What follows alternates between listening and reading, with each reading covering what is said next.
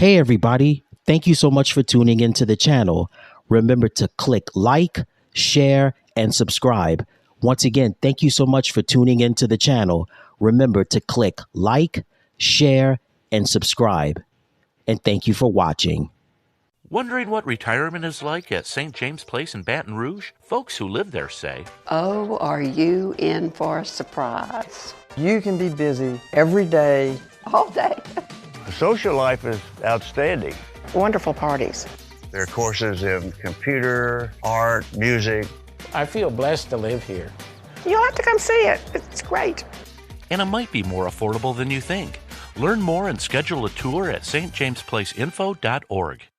Wondering what retirement is like at St. James Place in Baton Rouge? Folks who live there say, Oh, are you in for a surprise? You can be busy every day.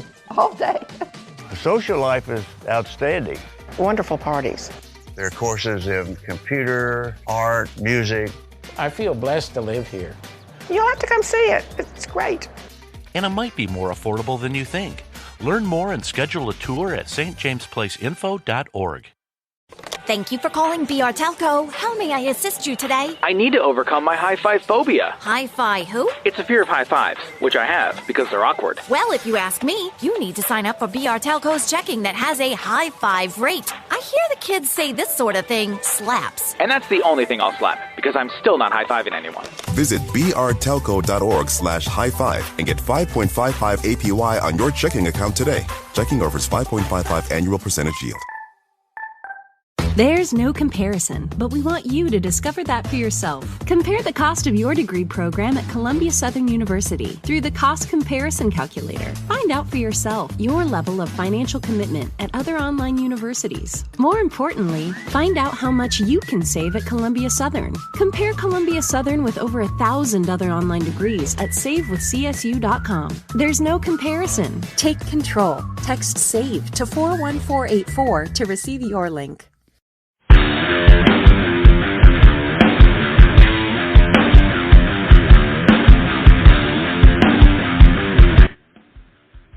You hear the music. Hello, everybody. I'm Ed Robinson, and welcome to another exciting edition of the League Wraparound. This is the show that gets you caught up on anything and everything happening around the NFL.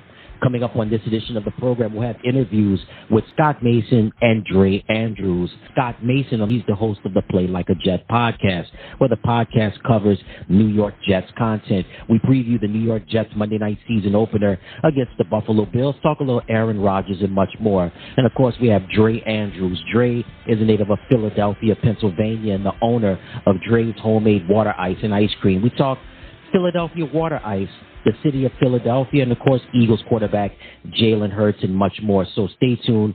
We have a jam-packed, power-packed show as we begin the first week of the NFL regular season for 2023. And, of course, we have your game picks, so stay tuned. I want to start off with my top three storylines.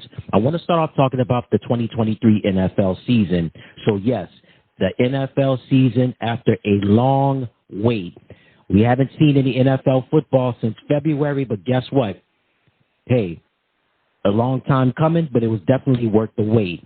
So a lot has happened during the offseason. Aaron Rodgers, after great seasons with the Green Bay Packers, the four-time league MVP, heads from the Midwest to the East Coast to play for the New York Jets. Derek Carr, after being so loyal to the Raiders organization when it was in Oakland and then the Las Vegas era. Now, guess what? He has a new home. He makes his way from the West Coast to the dirty South to be the quarterback for the New Orleans Saints. Then on top of that, you also have some, as they say, same faces, new places. Jamal Williams, Detroit Lions running back, now part of the New Orleans Saints. Jimmy Garoppolo goes from the 49ers to now play for the Las Vegas Raiders. Trey Lance, that situation didn't work out for him in San Francisco. Traded to the Dallas Cowboys. I wonder what kind of pressure that's going to be on Dak Prescott. Very interesting. I'll tell you one thing, it's never a dull moment in the NFL. So many things have happened during this 2023 season Dan Snyder, now the former owner of the Washington Commanders, winds up selling the team to Josh Harris. Of course, Harris is the leader of a group that bought the Washington Commanders, and some of the members of that group includes Magic Johnson, who is already a multi-billionaire. He's a part of the group that was responsible for buying the Washington Commanders from Dan Snyder. So it's a new era in Washington with Josh Harris, Magic Johnson, and their investment group as the new owners of the Washington Commanders. Also, Eric Bieniemy, no longer the offensive coordinator in Kansas City, now the new offensive coordinator for the Washington Commanders. So much has happened during the offseason that's brought us to this current point. Sean Payton returning to his coaching duties, the new head coach of the Denver Broncos. The Nathaniel Hackett experiment, 1 year, over with, out of here. And so Sean Payton becomes the new head coach of the Denver Broncos. It's a new era in Denver. Russell Wilson seems focused. He lost some weight during the offseason, so he's pumped, he's fired up, he's ready to go. Also, some new coaching changes. Indianapolis Colts have a brand new head coach, Shane Steichen. Shane was the offensive coordinator for the Philadelphia Eagles. Also with the Eagles, Jonathan Gannon, no longer the defensive coordinator for the Eagles, the new head coach of the Arizona Cardinals. Also, we've got some rookie quarterbacks this year. A lot of eyes will be focused on the Carolina Panthers, Bryce Young. Also the Houston Texans, C.J. Stroud. The Indianapolis Colts, Anthony Richardson. Just a lot. Again, so much has happened. It's never a dull moment in the NFL, whether it be during the season or in the off season. A lot has happened and a lot continues to happen. So definitely never a dull moment, and that sets the stage for where we are right now for this current 2023 NFL season. My next storyline is going to be Chris Jones. When you talk about one of the premier defenders in the National Football League, Chris Jones is one of those top defensive tackles. Chris Jones could be the Patrick Mahomes on defense and what he brings to the table for Kansas City in terms of the pass rush. Now, we know Kansas City's MO since Patrick Mahomes has been there has always been offense alongside Travis Kelce. But one bright spot on the defensive side for the Kansas City Chiefs is Chris Jones. He's the anchor. He's the leader of that defense. And unfortunately, Chris has not reported to camp. Of course, Chris is in the final year of his contract. And during the offseason, it's been a jockey for position in terms of Chris wanting a new deal, wanting a new contract. Aaron Donald got rewarded with a new deal several seasons ago. NickBosa got a brand new deal, which I'll get into in just a little bit. But Chris, entering the final year of his contract, looking for a brand new deal, looking for a new contract extension. Him and the Chiefs are at odds right now. Chris has not reported to camp, and as a result of that, he received a mandatory fine of $50,000 for each day, he did not report to camp. And as a result of that, as this show is airing, he's currently placed on the reserve, did not report list. Listen, contract disputes are normal, whether it be in any profession of life. In professional sports, it's no exception to the rule. But look at what Chris has done, right? Last season, 15.5 sacks. I mean, come on. They got to pay this guy, right? Chris Jones, as I stated earlier, he's the Patrick Mahomes on the defensive side for Kansas City. Again, a team that's never been known for defense since Mahomes has been there. But, hey, they've got Chris Jones. He's the anchor of the defense. They got to get that deal done. I believe they will get the deal done, but they have to pay him. And the power is really with Chris Jones. I know the owners, some people say the power is with the owners, and it's true to a certain extent. But, hey, this is a business, and you're going out there, you're giving it your all, you're giving 150%. And this is what Chris Jones has done, right, since he's been a member of the Kansas City Chiefs, being up 2 Super Bowl championship teams with Kansas City. You know, they have to pay this man. There's just no excuse. And we've seen contract disputes happen, especially in professional sports. And I hope they can get this deal done because they're going to need him, especially as the season goes on. And if this thing drags, especially later in the season, this could not be good for Kansas City. But I'm confident I'm optimistic they'll get the deal done, but they got to get Chris Jones in there. That's mandatory. I mean, he's one of those premier defenders in the league, and he's so important to Kansas City. They got to get the deal done. And for my last storyline is going to be Nick Bosa. So while Chris Jones waits on his new deal, Nick Bosa was holding out too. Well, guess what? No more.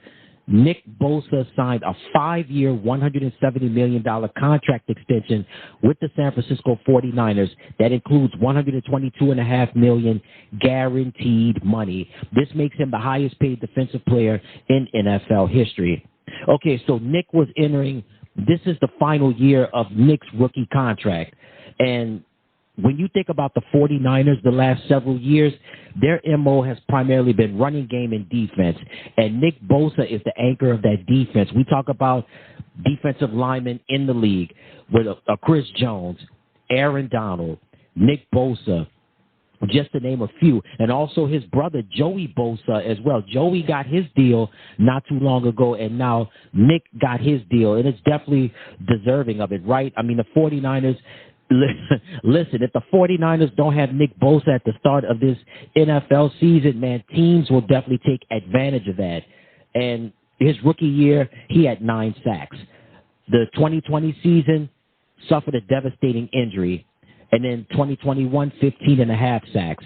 And then last year, 18.5 sacks. I mean, Nick is just one of those once-in-a-lifetime talents. And the 49ers... And kudos to their management, John Lynch, for getting this deal done. They had to get it done. I mean, there's no ifs, ands, or buts about this one right here. So congratulations to Nick Bosa on signing his new contract extension, getting the guaranteed money, making him the highest paid defensive player in NFL history. All right, that takes care of my top 3 storylines. And now we're going to get to the interviews because this is a jam-packed show, so I don't want to waste any time. Coming up after the break, we have Scott Mason on the program. He's the host of the Play Like a Jet podcast. The podcast is dedicated to providing New York Jets content. We preview the New York Jets Monday night season opener against the Buffalo Bills. Also, we talk about Aaron Rodgers and much more. Scott is coming up after the break. I'm Ed Robinson, and you're listening to the League Wraparound.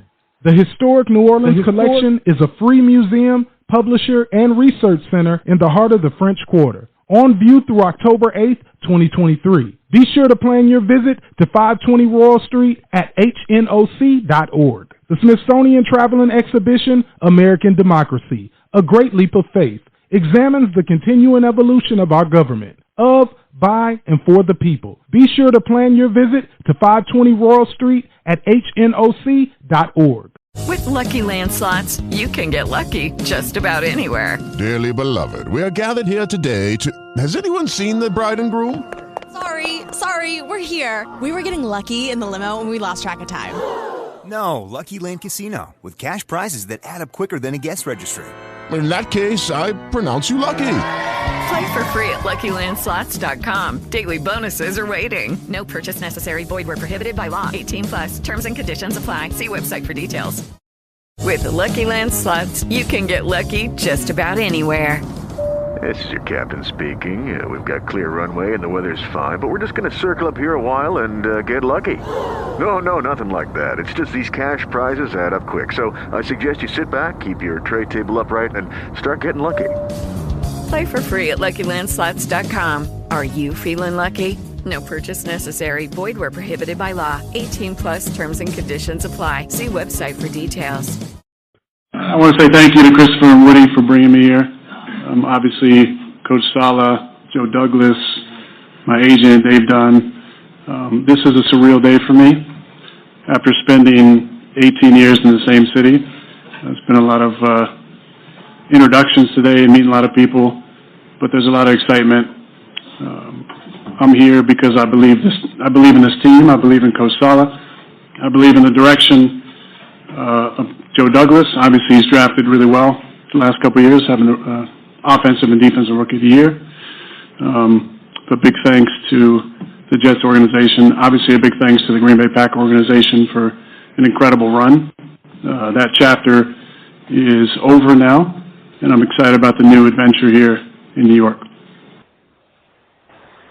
out with the old and in with the new. After so many great seasons with the Green Bay Packers, quarterback Aaron Rodgers makes the trek from Wisconsin to the Meadowlands, northern New Jersey, New York City, the Big Apple, and certainly Aaron Rodgers, that was at his press conference earlier in the year, being introduced as the new quarterback of the New York Jets. And, of course, we're going to talk about, well, no longer number 12, but he's number 8 now, Aaron Rodgers. We're also going to discuss head coach Robert Saleh and also preview the Jets game against the Buffalo Bills and so much more.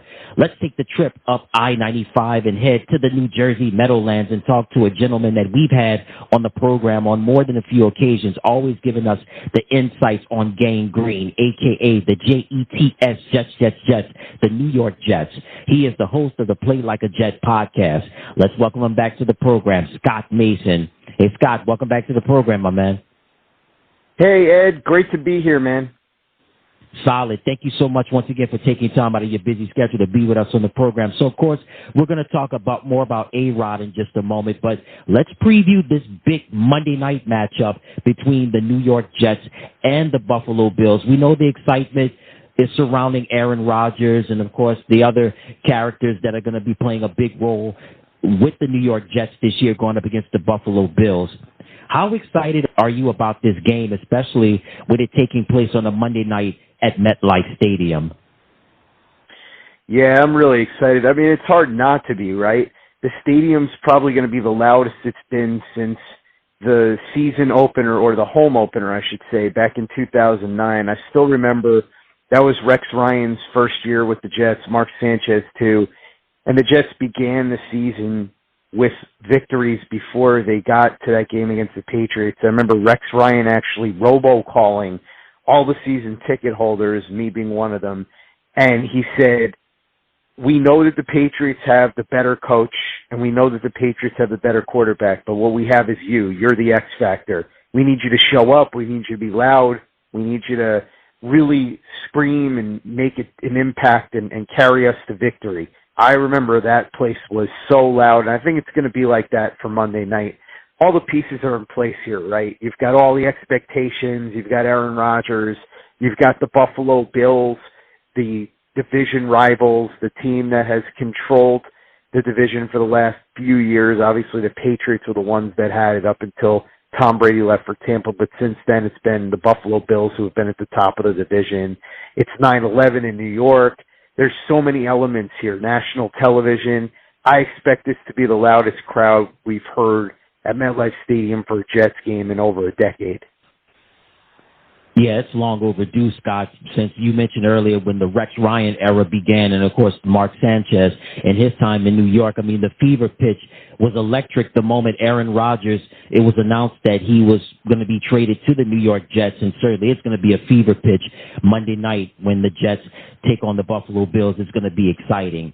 And, of course, they're going up against an in-state rival in the state of New York against the Buffalo Bills. And the Jets, on the offensive side, they made big changes. They signed a big free agent, running back Dalvin Cook.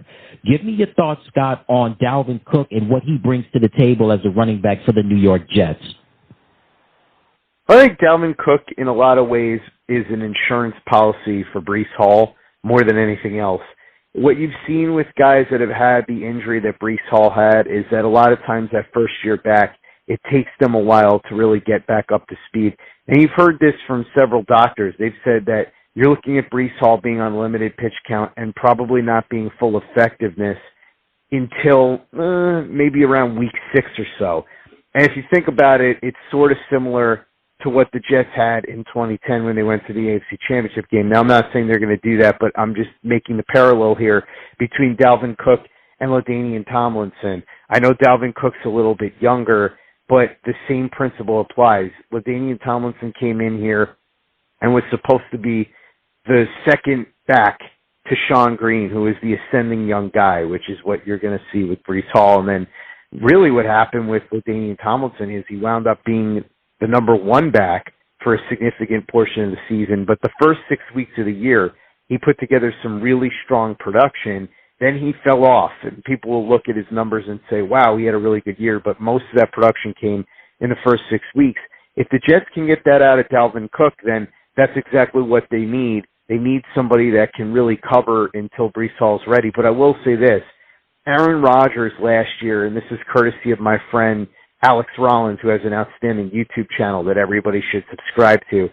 He came up with this statistic for me, and I thought it was fascinating. Aaron Rodgers last year threw 35% of his passes at or behind the line of scrimmage. So what does that mean? It means that a guy like Dalvin Cook, Breece Hall, or receivers like, say, Mecole Hardman or Garrett Wilson, who can make plays with the ball in their hands, who can take the ball and bring it 6-7 yards on a short pass, a quick strike. Somebody like that is valuable. So that's really where I think you're going to see Dalvin Cook make his presence felt, is it's going to be on those short plays. He's going to be probably the lead running back, at least at first, for the first couple of weeks until Breece Hall is back to regular speed, or at least you hope he will be. And so I don't know that I'm as bullish on Dalvin Cook as some people are, because he's fallen off a bit. Last year, in terms of yards above expected, he was towards the bottom of the league, and he started to slowly decline. But if the Jets can get what they need out of him, which is a few strong weeks, and then have him as that second guy after Breece Hall and that extra weapon for Aaron Rodgers, who clearly is happy that Dalvin Cook is here, he had been recruiting him, then that would be mission accomplished, I think. Indeed, it would be mission accomplished, and I'm certain that Breece Hall can be at full speed once again. But like you said, Dalvin Cook is indeed an insurance policy. But Dalvin has some great seasons with the Vikings, and who knows, he could put up some major numbers, knock on wood, if he stays healthy for most of the year. And you put Breece Hall in the mix as well. And we go from the running game to the wide receivers. So, of course, Garrett Wilson is back as one of the main wide receivers for the Jets this year. But also, too, you've got new additions to the team. Randall Cobb, Allen Lazard. Of course, they're familiar with Aaron during their time together in Green Bay. And Mecole Hardman, Super Bowl winner, two-time Super Bowl winner with the Kansas City Chiefs. Scott, just give me your thoughts on the receiving core for the Jets. Well, I don't think the receiving core is anything special, honestly.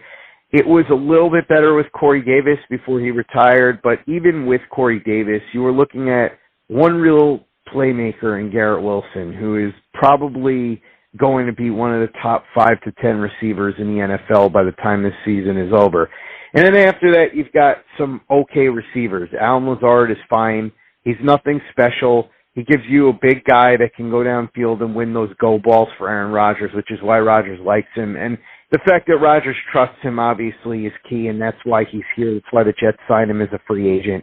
Mecole Hardman is fine for what the Jets are going to use him for. And like I said before, Ed, Aaron Rodgers completed 35% of his passes at or behind the line of scrimmage.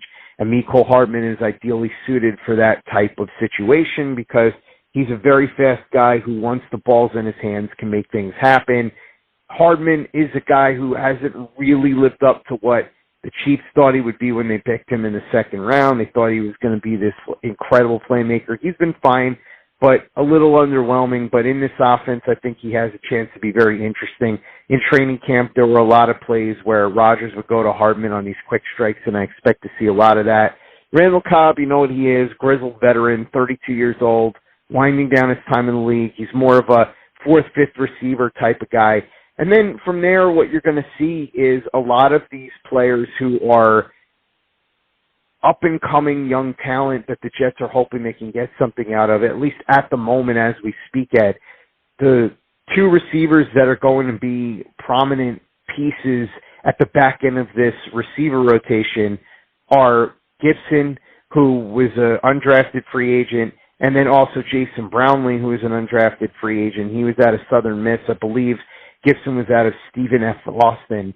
And Gibson's a fast guy, smaller dude, sort of more along the lines of that Hardman mold, which will fit the Jets system well and what Aaron Rodgers likes to do well. But I think a big part of it, too, is he's probably going to be the primary return man. And Brownlee sort of has that Corey Davis feel to him. Chris Nimbley, who covers the Jets for JetsInsider.com and did a bunch of training camp reports for me on Play Like a Jet, he compared what he saw from Brownlee to Stevie Johnson, the former Buffalo Bills receiver. If he could be anything close to that, that would be an outstanding find for the Jets. So I think the receiving core is, I guess you'd say okay, nothing special. Really would have liked to have seen them add that real number 2 guy that could have been that extra playmaker with Garrett Wilson, but they weren't able to do that. I think you'll see them rely on their tight ends a fair amount too. Tyler Conklin had a disappointing year last year, a lot of fumbles, a lot of drops, but he's got a lot of upside. Very athletic guy, former basketball player. Is he the guy that he was his final year in Minnesota, or is he the guy that he was last year at the Jets? If he can be the guy that he was that final year in Minnesota, I think he'll make quite a bit of a difference. And Ed, like I said, because of that short strike passing game, you'll see a lot of 12 personnel with 2 tight ends because they'll be in there to block for the running game and also for the short passes. Conklin's a guy that can do that and also make some plays in the passing game. You got C.J. Uzomah, you know what he is. Jeremy Ruckert, I think, will get more opportunities this year as the 3rd tight end as well, the former 4th-round pick of the Jets from last season. So it'll be interesting, or 3rd-round pick, I should say. It'll be interesting, though, to see what they try and do with this passing game. You'll probably see quite a bit of the running backs involved as well to make up for the loss of Corey Davis and a receiving core that I would say is probably at best around average. Wow, very interesting right there. I was going to ask you about the tight end play for this upcoming season, but you explained it so well, Scott, how you feel that they're going to have more of a short passing game and rely more on the running game and use the tight ends as blockers. And, you know, what we've seen so far leading up into this regular season is that Aaron had some issues with his offensive line, not missing their blocks, not being on time for their assignments. What's going on with the offensive linemen with the Jets, such as Mekhi Becton, and also with Wes Schweitzer and Elijah Vera Tucker, who had a terrible injury not too long ago? What's the status? What's the chemistry like right now with Aaron and his offensive linemen? Well, Ed, I think a lot of it just comes down to health, and that's been the big issue for the Jets more than anything else. You've heard people talk about how bad the offensive line is, and honestly, when these guys are healthy, the projected starters, they're fine. They're probably somewhere around middle of the pack, maybe slightly below, but it's not a bad offensive line when you have Mekhi Becton healthy, when you have Dwayne Brown healthy, when you have Elijah Vera Tucker healthy. The problem is these guys have all been banged up, particularly Brown, Becton, and Vera Tucker. Brown, Vera Tucker, and Becton all coming off of serious injuries. Becton, of course, has missed, for the most part, 2 straight years with injury. So the Jets are having him in the lineup for the first time in quite a while, and he's switching positions from left tackle to right tackle. Now, I'm not really all that worried about Mekhi Becton when he's playing. What I'm worried about is, can he stay on the field? Elijah Vera Tucker, you know the story with him, very versatile. He's played tackle, he's played guard, he's been really good at both. He has potential to be an all-pro level guard, but he's coming off a major injury last year where he missed a significant portion of the season. Dwayne Brown had shoulder surgery. He's 38 years old. When he's healthy, he's fine. But last year, he was playing a big portion of the season with that shoulder injury and then had the shoulder surgery at the end of the season. He's recovering from that. Didn't participate at training camp at all. Of course, AVT missed a portion of training camp. Becton was in and out. Even Laken Tomlinson, who hadn't had any injury issues, he missed some time at training camp. So the big thing here is whether or not these guys can stay healthy. One thing that they do have that will help them quite a bit is Connor McGovern came back on a cheap 1-year deal. He's the projected starter at center, but if the Jets need to, they can move him over to guard and put the rookie Joe Tippmann, their 2nd-round pick out of Wisconsin, at center. If they do that, they can move Elijah Vera Tucker to tackle. That, of course, would be if Dwayne Brown or Mekhi Becton gets hurt. The issue, of course, is if these guys can't stay healthy, then you're going to see some players that you really don't want to see. Wes Schweitzer is okay as depth. You don't really want him starting games. Billy Turner, I'm not trying to be mean here, but he's probably the first tackle off the bench for the Jets here, him or Max Mitchell. And Billy Turner's terrible. He's got a lot of experience. I joke about this on the podcast. He has a lot of starting experience at tackle, at guard, pretty much anywhere you would want to start on the offensive line, but he's bad. and the only reason he's here is because Aaron Rodgers and Nate Hackett like him, but he's not good. Max Mitchell struggled quite a bit at camp. He had his ups and downs. He's been very erratic, and he's a guy that you can't really rely on to be a starter right now for the Jets. So really what it comes down to here, Ed, is that the Jets starting unit hasn't practiced a ton together. In fact, at all, really, because Dwayne Brown hasn't practiced at all. But even the other guys haven't practiced together a ton. But if they're healthy, that is a massive question mark, and that's been the issue. That's why a lot of people thought the Jets should have tried to trade for Josh Jones, who wound up being traded to Houston for a fifth-round pick. I believe it was a fifth-round pick for a seventh-rounder in Josh Jones. Would have been nice to have that kind of depth because behind the guys that are starting, there's not much. And that's really the issue there. I don't think the offensive line is bad, per se. I think it's just that you've got to hold your breath and hope that they stay healthy, because if they don't, then it could get really bad really quickly. You're absolutely right about that, Scott. The offensive line is the anchor of the football team, and I know Aaron had his issues with his line, what we've seen and what's been documented leading up until the start of this regular season. Hopefully, as you said, knock on wood, they're healthy, everything will be okay, and hopefully number 8 won't be on his back for really the majority of the season. And the bread and butter of the Jets for a long time has been the defense. And let's transition over to the defensive side. John Franklin Myers has been solid. Also, Bryce Huff. And also, Quentin Williams got rewarded with a big contract during the offseason. Also, you got Al Woods, and with the addition of Solomon Thomas. I just want to ask you, what's your thoughts on the defensive line for the Jets coming into this season? Well, the Jets' defensive line is incredibly deep, and it has potential to be one of the best units in the entire league, the defensive line. What you're looking at here, and this is what's interesting, is the Jets for a long time had really good interior play, but didn't really have much of an outside pass rush. You'd hear jokes about Calvin Pace coming back. He was here for a million years, and Brian Thomas was another one you heard jokes about, but those guys were more edge setters than real havoc causers as pass rushers, similar to Jordan Jenkins, who was here for a few years, a former third-round pick out of Georgia. But none of those guys are going to be confused with actual problem causers from the edge. Now you have the interior presence with guys like Quentin Williams, and you mentioned Al Woods, Quentin Jefferson, and guys like that.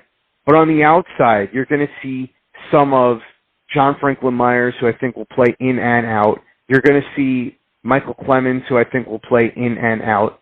But really, the addition of Will McDonald and the progression and development of Jermaine Johnson and Bryce Huff is huge here. Bryce Huff is a guy who, as I've joked, is a one-trick pony. He's a guy that you throw him in there on obvious passing downs and you tell him, go get the quarterback. And he does, and he's really good at it. He's one of those players that I think at the end of the season could put up some big sack numbers and get paid as a free agent. You put him with the two guys that the Jets picked in the first round 2 years in a row, Jermaine Johnson last year, Will McDonald this year. Now, we know that Robert Saleh likes to rotate these guys and keep them fresh, so I don't know that you're going to see them play an enormous amount of snaps, but the combination of Huff, who we know can be very effective as that pass rusher on the outside, Jermaine Johnson, who did pretty well in limited reps last year. I think he played 22% of the snaps. He was more of a factor in the run game, but in the preseason and in training camp, he's been wreaking havoc. He put on muscle, and he really seems to have been ready to take he really seems to be ready to take that step this year, that stride into what the Jets thought they were getting when they picked him in the first round last year.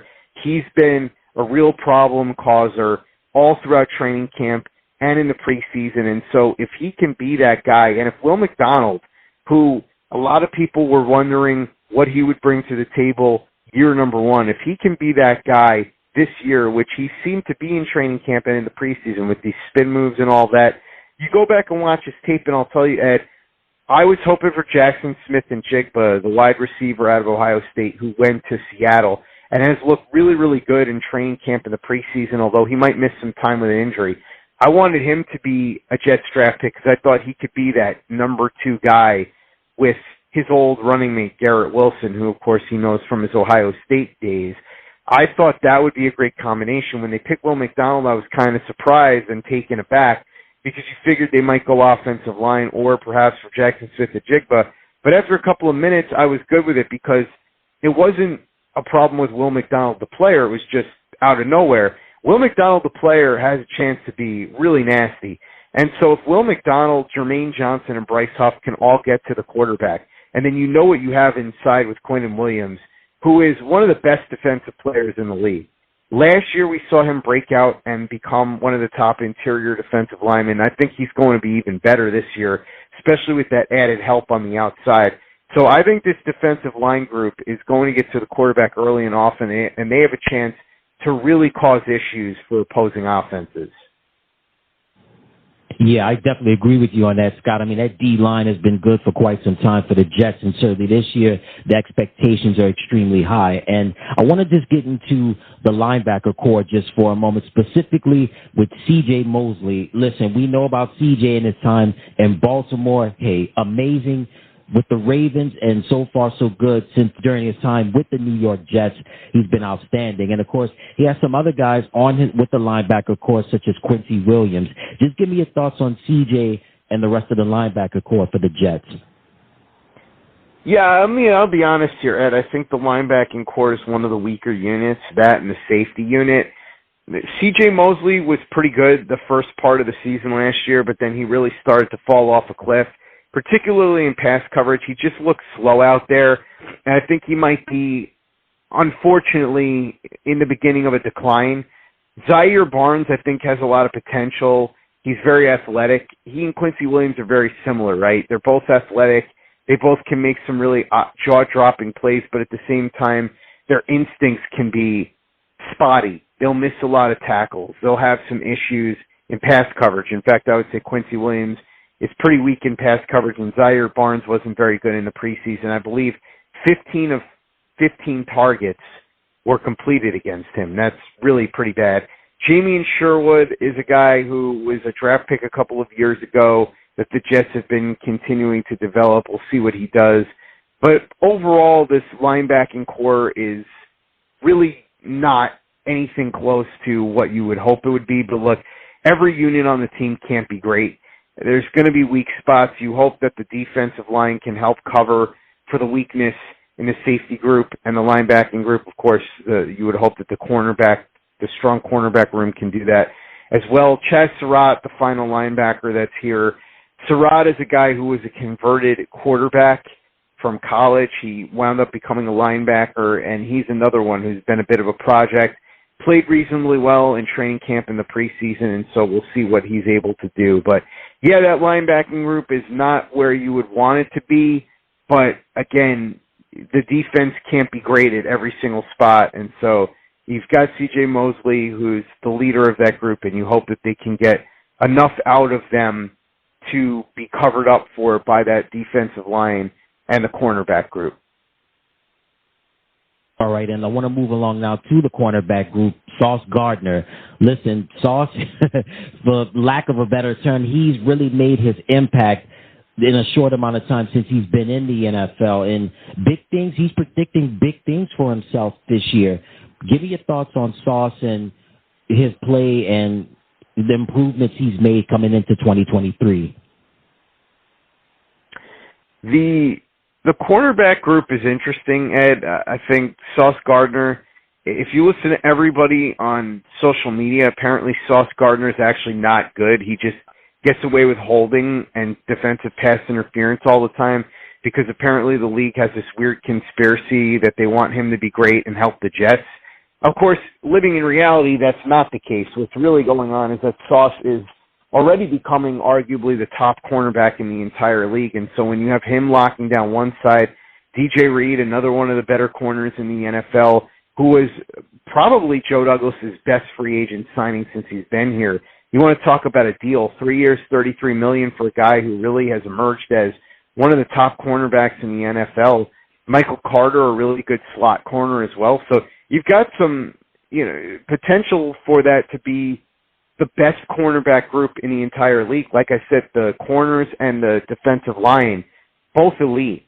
and help cover up for that weak safety room because, let's be honest, Jordan Whitehead, not very good last year. Adrian Amos, who comes in here as a free agent, had a really poor season for the Packers. You're just sort of hoping that he bounces back. Ashton Davis has been a massive disappointment since the Jets drafted him in the third round a couple of years ago. A lot of people were hoping that it would be Trey Dean, the undrafted rookie out of Florida, who would make the team over Davis. Dean did come back on the practice squad, but Davis has been really bad. He had a couple of good preseason games this year, so people are hoping that he's finally putting that together. But that safety room is not good. Tony Adams is a guy that they are really relying on. He was an undrafted free agent out of Illinois last year who unexpectedly made the team, played pretty well when he got his opportunities at the end of last year and is a projected starter this year. So if he plays well, that might help bail out the safety group. But the cornerback group, I think, is what will really help bail out that safety group.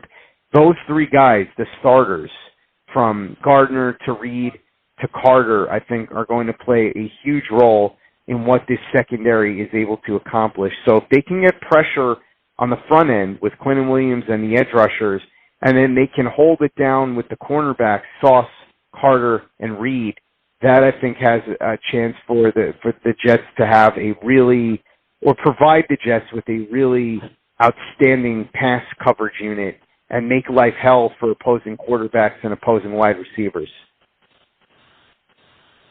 You're right about that, and certainly the Jets can make things happen in the secondary, and hopefully Sauce Gardner and those gentlemen that you mentioned earlier with Reed and Whitehead and Hardy, they can contribute as well. And I want to transition now over to the head coach, Robert Saleh.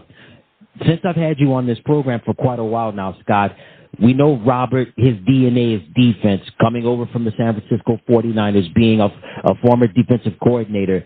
This is his third year as the head coach of the New York Jets. So the pressure, the intensity is always high in New York, but now you've got Aaron Rodgers on board. The intensity and the pressure is even higher now. How is Coach Saleh handling all of this with Rodgers and, of course, with the expectations even higher for possibly, they're talking about playoff, Super Bowl, and things of that nature? Obviously, I'm not in the locker room or I'm not in the meetings and all of that, but just based on what I've heard and what I've seen publicly, he seems to be handling everything pretty well. The thing about Robert Saleh is that he's sort of the reverse of Adam Gase in that he's very much a P person. Players love him. He's a guy who, you've seen him, he brings a real energy to the sideline, a real energy to the locker room.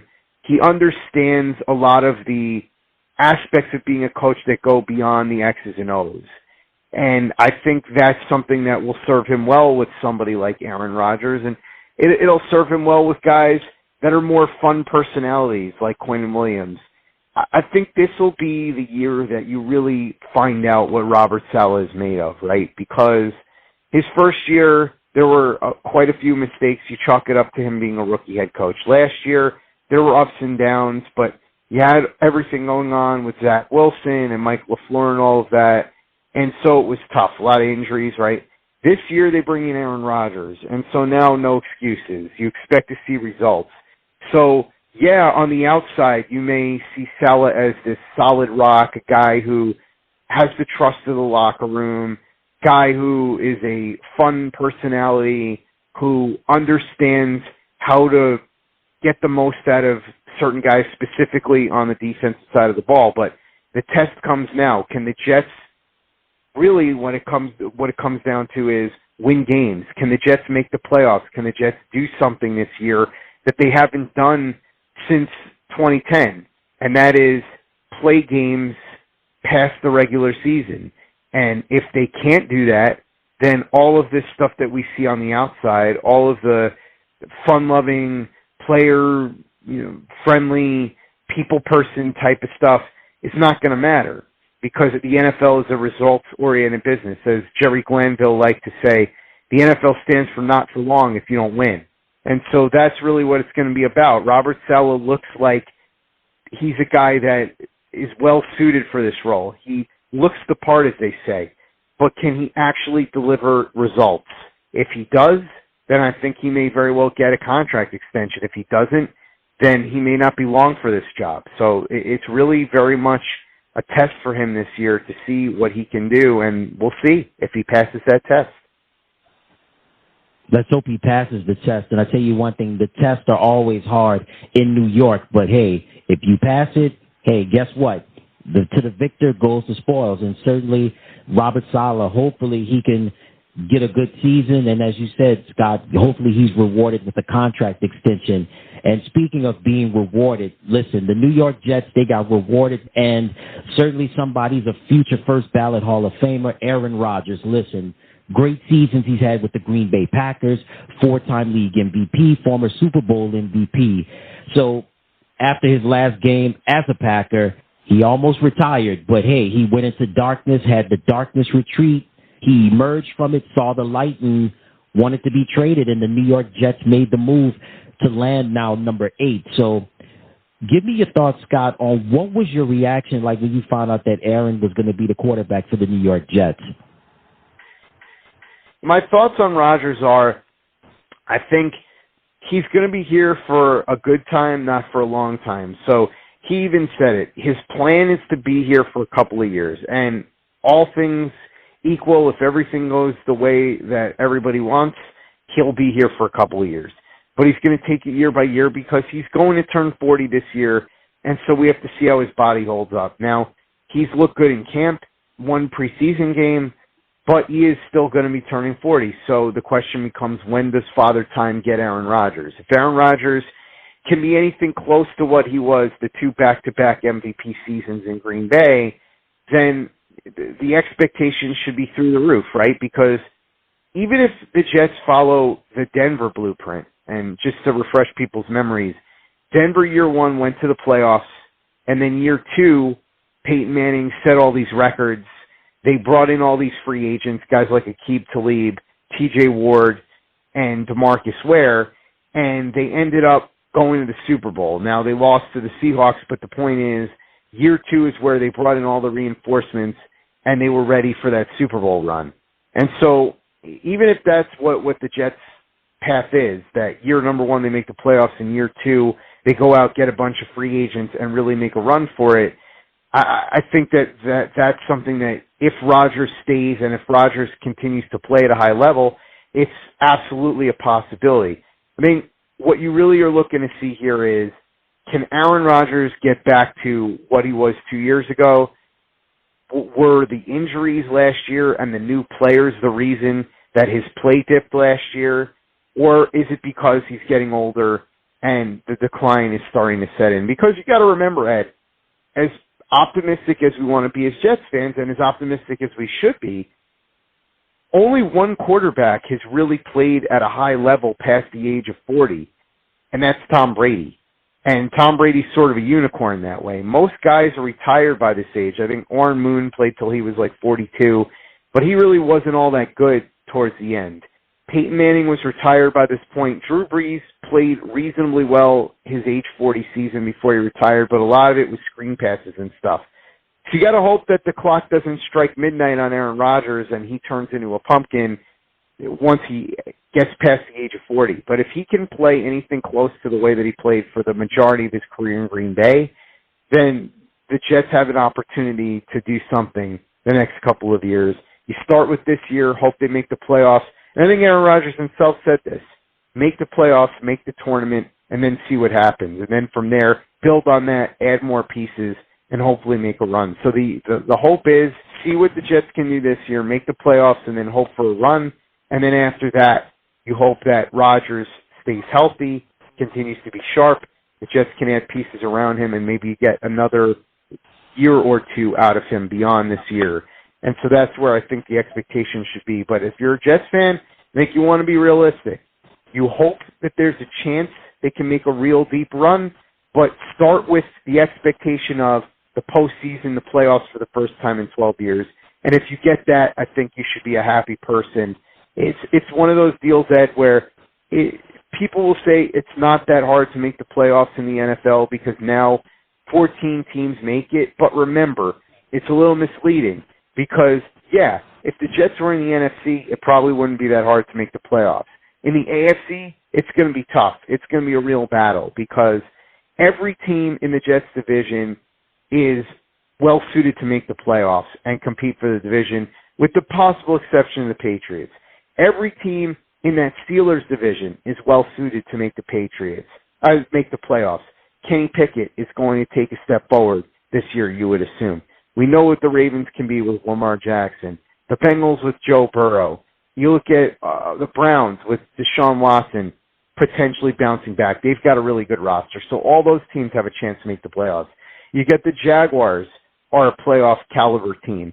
And then you've got the Chiefs and the Chargers in the West. So there's a lot of competition here. If you're a Jets fan, I think your expectation should be get in the playoffs this year, see what happens, and then hope that Rodgers' play carries over to next year and they can add extra reinforcements and really make a run in 2024. Wow, well put right there. And I want to stay just with Rodgers for a moment. We've seen another quarterback who jumped ship from Green Bay to New York. It wasn't so long ago. I think he wore the number 4. And I have to ask you, in your opinion, Scott, what has been the biggest difference? I know it's a little premature, but what's been the biggest difference in terms of the hype and the anticipation with Rodgers going to New York as opposed to Favre going to New York? That's a great question, Ed. And actually, I've had a lot of discussions about this, and it fascinates me to a large degree. If you remember back to what happened with Brett Favre said he was retiring, then changed his mind and wanted to come back. But by that point, the Packers had already internally made the decision to move on to Aaron Rodgers, and it forced a weird standoff where Brett Favre came to training camp. He was showing up to training camp with the Packers, and they basically were like, we can't have you here. And so it became a situation where the Packers needed to trade Brett Favre. And Brett Favre wanted to go to the Minnesota Vikings, but the Packers did not want to trade him within their division, and they didn't even really want to trade him within the NFC. And so the only team that stepped up with an offer outside of that was the Jets. And Brett Favre didn't really want to go to the Jets. He really didn't feel like it would be a comfortable situation for him in the New York, New Jersey area, but the Jets flew out there, they wined and dined him, they convinced him, and so he eventually relented, and a big part of it was because Favre still wanted to play, and his only chance to play was going to be with the Jets. And so Favre showed up way later than Aaron Rodgers, and he was not really all that willing. He wanted to play, and he made his peace with playing with the Jets, but he really wanted to go to Minnesota, and if you remember, after that first year with the Jets let him leave, and he went to Minnesota and played there for a couple of years. With Aaron Rodgers, it's different. Now, the one thing that is the same with Favre and Rodgers is that Rodgers had no other options realistically because the only team that was interested in trading for his contract was the Jets. Now, I think if his contract hadn't been what it was, other teams would have been interested too, but the reality is the Jets were the only team that were interested. But the Jets, it wasn't the same situation in terms of them having to basically beg and plead and all that. Yeah, we know about how they flew out there to meet with Rodgers and they had to wine and dine him and show him. But Rodgers was all in from the second he made the decision. He decided he wanted to be a Jet. He wanted to be here. He was excited to play with his old buddy Nathaniel Hackett. He immediately took Zach Wilson under his wing. He immediately took on a leadership role. And remember, the Jets got him in April, so there's been months and months of this building up. And he's been with the team all that time as opposed to Favre showing up at the last second. And the players already seem to love him. And you see how they all have taken to him. He's really taken an active role in the offense and really just with the players in general. I mean, little things like you heard he took Mekhi Becton out to lunch, where I think actually it was at the team facility. They had lunch together. And he really stuck up for Mekhi Becton and pushed for him to get an opportunity to start at right tackle, and that's what's happened. You've heard how he's really taken a liking to a lot of the defensive players, hanging out with Michael Clemens, who he calls Debo. A lot of the players call him that because of the Tiny Lister character Debo in the Friday movies, right? And so that's really been the difference, is that Aaron Rodgers, it seems like he's excited to be here. He's happy to be here. He loves to be. He's going out on the town with Sauce Gardner and Alan Lazard and Breece Hall and seeing Rangers games and going to Broadway plays and doing things like that. He seems to really like being in New York, whereas Favre was here and was staying at a place way out in the boonies in the countryside. He just wasn't really built for that type of situation, that atmosphere. And so that seems to be what the difference is here, Ed. Rodgers wanted to be here. He made it clear he wanted to be here. He was excited to come here. He's made a major impact in the locker room already. He's taken a lot of these guys under his wing. He's taken an active mentorship role with Zach Wilson, who he seems to like as a younger brother of sorts. And Favre really was just here because he wanted to play football, and the Jets were the only team that the Packers were willing to trade him to. It's a very different situation in that regard. So, yes, both guys legendary quarterbacks. Yes, both guys former MVPs. Yes, both guys former Super Bowl champions. But the major difference here to me is how much Aaron Rodgers wants to be here, how invested he is, and how the players really seem to have immediately gotten on board with doing things his way and him really taking the reins. And so I think it's a major difference, honestly. And also for the fan base, the difference is with Favre, it was out of the blue in August. It was completely unexpected. This time around, the Jets made it clear immediately after the season that they were going to be looking for a major upgrade at quarterback with a veteran, and it became clear fairly quickly that Rodgers was the top target.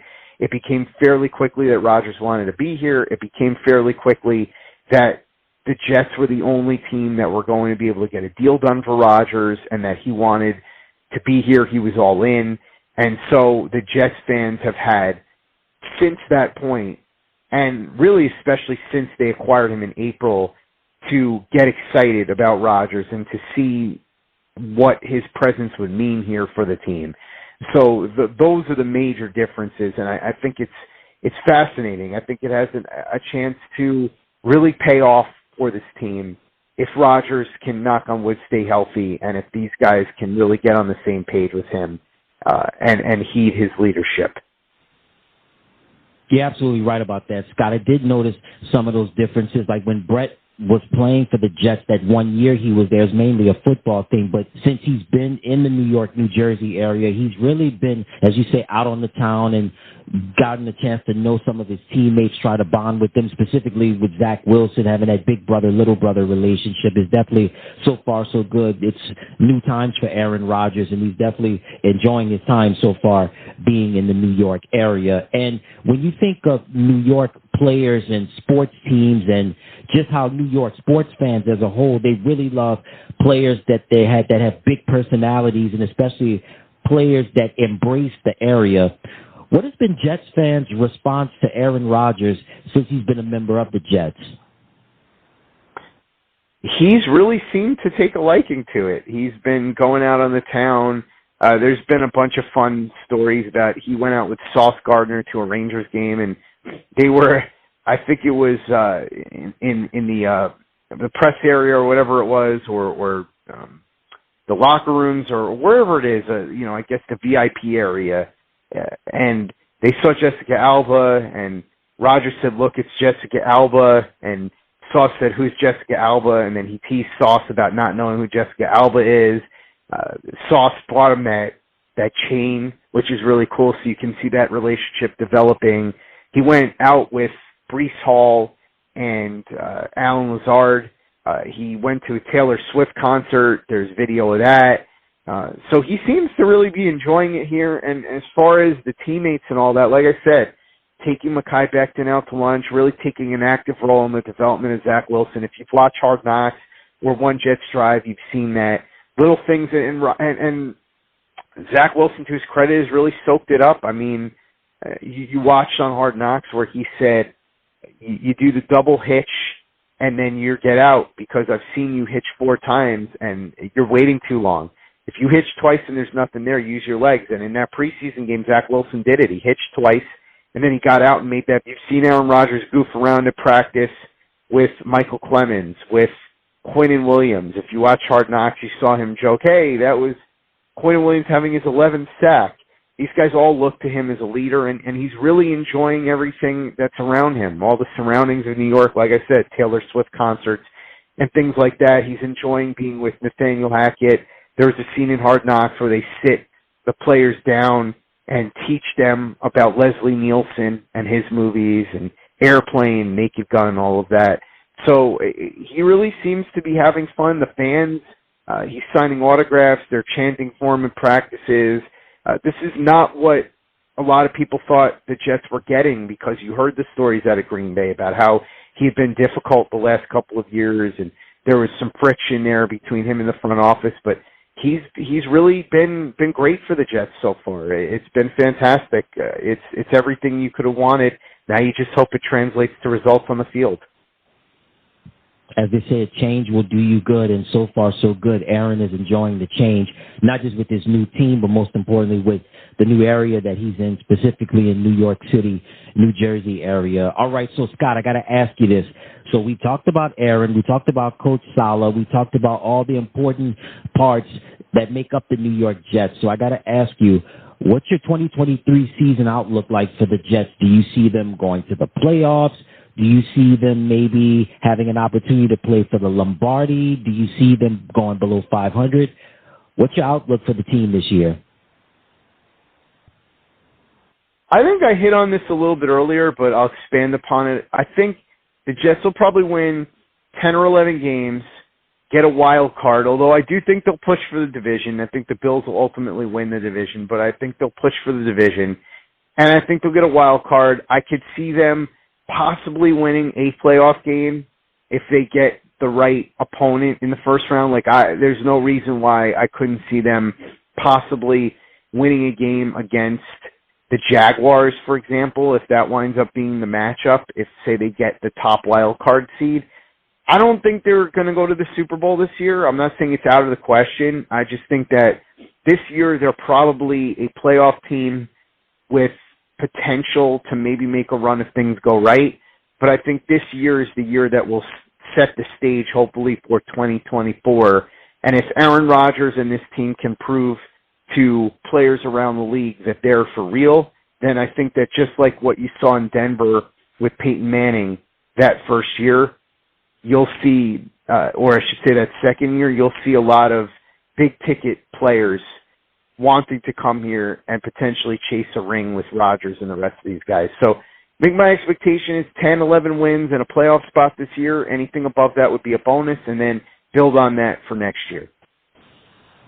All right, solid. And I got to ask you this question. Monday night, Bills and the Jets. It's going to be a worldwide television audience. All right, silly question, but who wins and what's the score? I hate making predictions like this, but I do think with the crowd behind them and everything going into this, I think the Jets will win this game. I think it'll be close. I think they'll win somewhere in the 3 to 7 point range.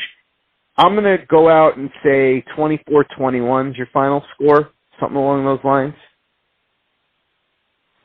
All right, solid. It's going to be a close game Monday night between the Buffalo Bills and the New York Jets. And, of course, Aaron Rodgers making his regular season debut as the quarterback of the New York Jets. And you heard it from him. He's Scott Mason, host of the Play Like a Jet podcast. Again, Scott, thank you so much for taking time out of your busy schedule to be with us on the program. Just tell everybody what's going on over at Play Like a Jet.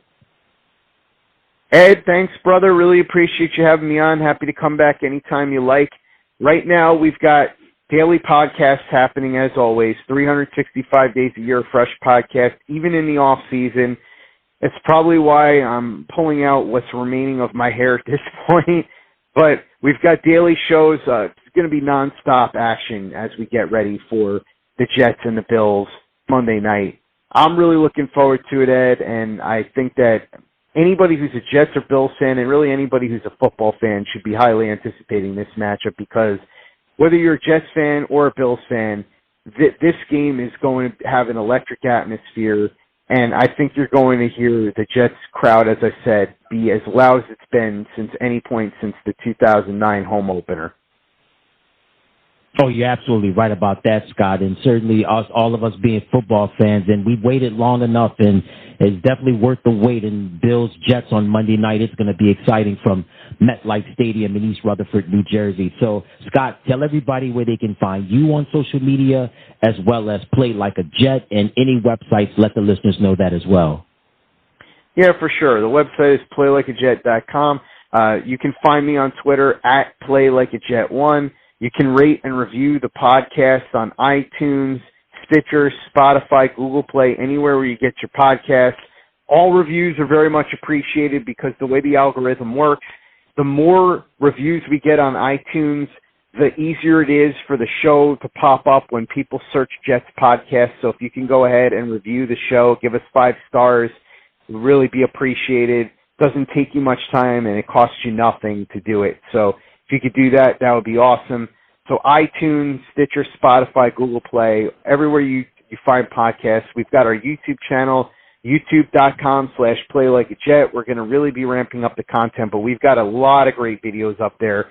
Then we've got our store over at teepublic.com. It's teepublic.com. You can get yourself a Play Like a Jet logo shirt. We're going to be restocking with some other fun stuff, but we've also got the John Franklin Myers, Quinnen Williams, Bless You, Thank You shirt, where you can celebrate the retention of the services of Quinnen Williams, who signed that big contract extension in the offseason. So, Ed, that's where everybody can find me, and that's where everybody can find the podcast. And as always, I appreciate you having me on. I look forward to coming back soon. Oh, appreciate you as well. And again, thank you so much for taking time out of your busy schedule to be with us on the program. And you heard it from him, Scott Mason, host of the Play Like a Jet podcast, giving you the 411 on all things related to the NFL's New York Jets. Scott, as always, thanks again, man. If ever you want to come back on, just feel free to let us know. You got it, Ed. Happy to come back anytime. Thanks again, and we'll be back with more right after this. I want to say thank you to Christopher and Woody for bringing me here. Obviously, Coach Sala, Joe Douglas, my agent, Dave Dunn. This is a surreal day for me. After spending 18 years in the same city, it's been a lot of introductions today and meeting a lot of people, but there's a lot of excitement. I'm here because I believe in this team. I believe in Coach Sala. I believe in the direction of Joe Douglas. Obviously, he's drafted really well the last couple of years, having the offensive and defensive rookie of the year. But big thanks to the Jets organization. Obviously, a big thanks to the Green Bay Packer organization for an incredible run. That chapter is over now, and I'm excited about the new adventure here in New York. When it comes to our children and families, we do everything we can to play it safe. Did you know? The single best way to help safeguard from flu and reduce the spread of the flu virus is through annual vaccination. Families Fighting Flu is devoted to protecting your family against this serious and potentially deadly disease. Our commitment comes from our organization's personal experiences. I lost my 5-year-old healthy son Joseph to the flu. The flu poses a serious risk to everyone, from the young to the elderly. But we know that flu vaccines can save lives. Increasing the number of flu vaccinations by just 5% could prevent nearly 800,000 illnesses and 10,000 hospitalizations. Help keep your family and your community safe. Together, we can fight the flu. Get yourself and your family vaccinated this year and every year. For facts and tools, visit familiesfightingflu.org.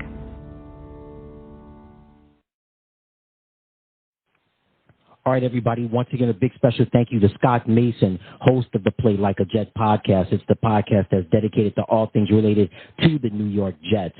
When we come back from the break, we have an interview with Dre Andrews. Dre is a native of Philadelphia, Pennsylvania, and the owner of Dre's Homemade Water Ice and Ice Cream. We discuss Philadelphia water ice, also the city of Philadelphia, and of course we talk Eagles quarterback Jalen Hurts. Dre is coming up after the break. I'm Ed Robinson, and you're listening to the League Wraparound. Oops.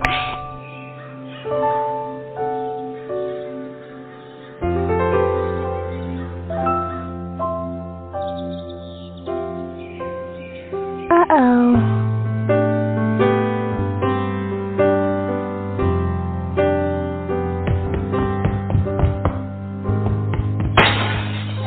Sorry.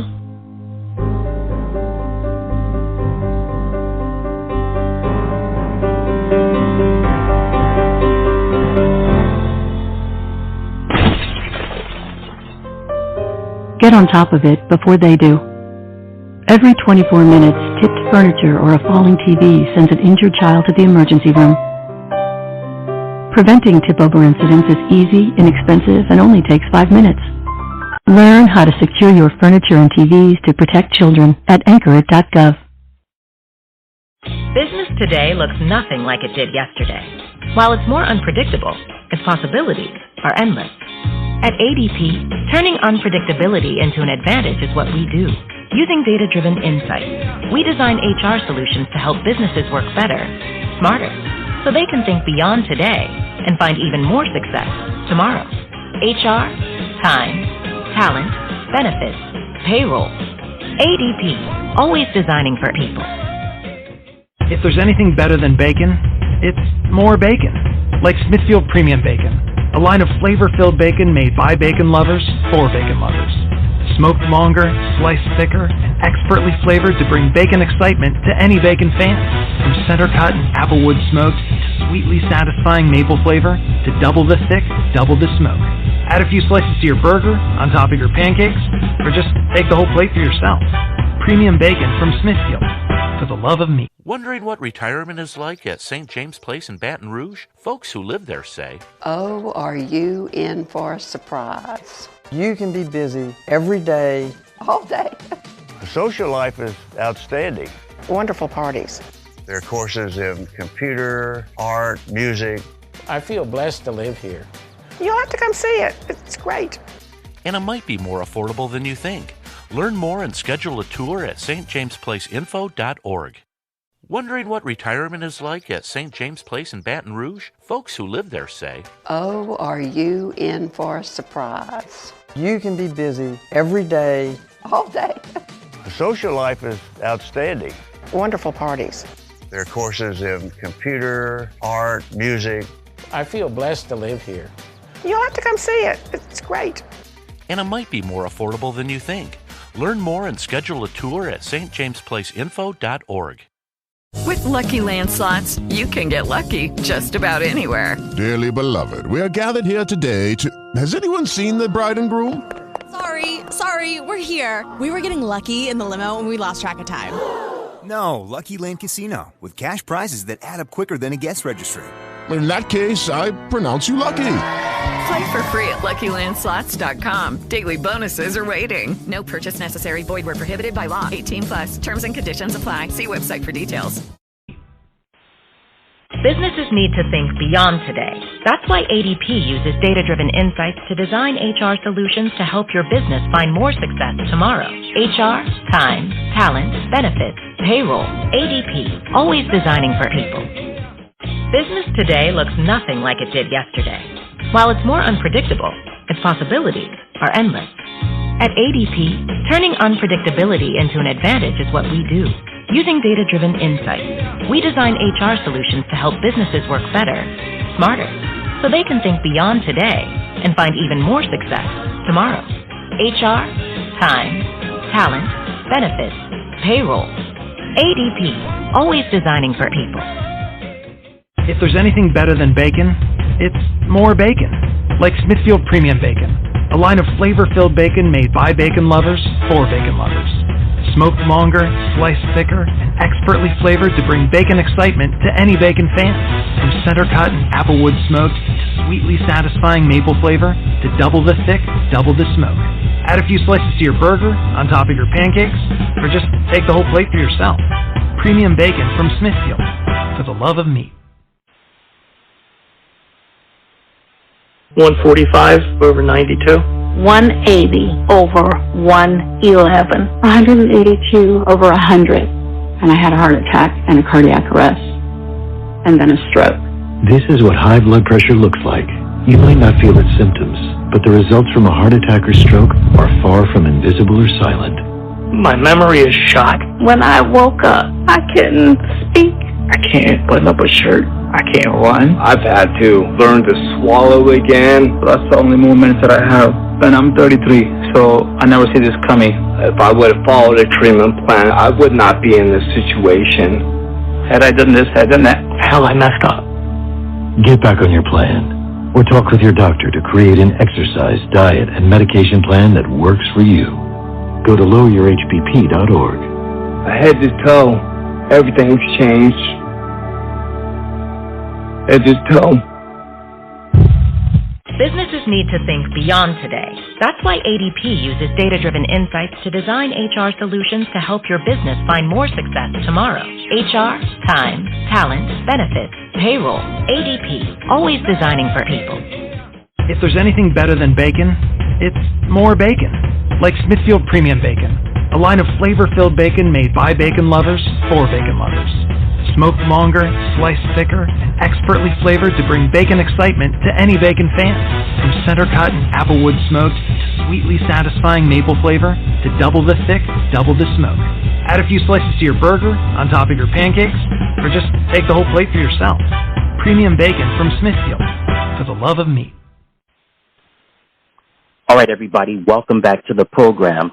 The city of Philadelphia is one of those great, not just American cities, world-class cities where it's known for its culture, its architecture, and, of course, the food. When you think of the food and the cuisine of the city of Philadelphia, cheesesteaks, hoagies, soft pretzels, just to name a few. But there's also something that makes Philadelphia unique in its food scene, and it's been around for a long time. It's water ice. Yeah, that frozen treat that people in Philadelphia and all over the Delaware Valley happen to love. We have a gentleman on the program that not only specializes in water ice, but also in Southern treats as well. Let's welcome him to the program. He is the owner of an amazing business that specializes in water ice and Southern-style treats as well. Ladies and gentlemen, let's welcome him to the program, Dre Andrews. Hey, Dre, welcome to the program, my friend. Thanks for having me. You're welcome, sir. Thank you so much again for taking time out of your busy schedule to be with us on the programs. Before we get into detail on what you provide for your business, Philadelphia, as I mentioned earlier, it's a city known for many great things, and it's always been an active food scene and so many different cultures, especially in terms of the food. Philadelphia water ice. You know, to those that may not know what Philadelphia water ice is, you know, New Orleans has the snowball. In Hawaii, they have the shaved ice. And there's a lot of other cities that have their take on frozen treats. But two-part question, what makes a Philadelphia water ice so unique, and how is it prepared? Yes. Yeah, so the first thing, so like you mentioned, other cities, like southern cities and states, they might have the shaved ice or snow combs. Ours is made in the batch machine. So Philadelphia water ice, when you hear the word water ice, you know that person's from Philadelphia, or they taking something from Philadelphia, taking it to their city. So when you hear water ice, you know it's that person is from Philadelphia and is unique to Philadelphia. No other city or state called this frozen dessert water ice. So it's made in the batch machine. So what's separated from, say, shaved ice or snow combs is whatever ingredients that you're using, or fruit or syrups or base or whatever you may call it, is blended in the batch machine and is frozen as the machine is mixing the product. So what makes my product different than other water ice companies or manufacturers here in the city is my process. So I'm not going to go through my process, but other cities in the tri-state area, say New Jersey or New York or other places, they may call it ices or Italian ice. Philadelphia, what separates us from those individual or those cities is that ours is smoother, it's sweeter, it's sweeter, but it's also smooth like ice cream. But we don't have, it doesn't have dairy in it. It's cholesterol free and so forth like that. And then, you know, different places, some places like mine, they can also be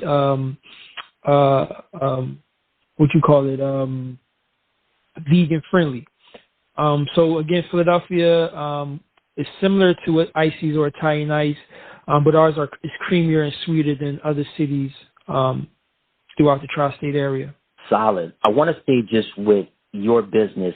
You know, again, water ice is like a combat sport in Philadelphia. There's so many different stands, as you mentioned earlier, and they have their take and their recipes on how they do things. You mentioned about the ice and things of that nature. What makes your water ices different from others in Philadelphia? Mm-hmm. Yeah. So one of the things is the process plus the ingredients that I use. So I have several flavors. I have flavors. We specialize in fruit flavors. So I have the fruit flavors, and then I have the traditional flavors that adults and kids are familiar with here generationally here in the city. So when I make mine with fruit, so, some people may make theirs, say they make it with fruit, or make it with fruit and just throw the pieces of fruit in there. I use the actual fruit. I let it age a certain time. I do certain things to it. I add other ingredients to it. So my process and the fruits that I use and so forth like that would separate me from my competitors. I don't use artificial flavors. I don't use that red dye this, blue dye that.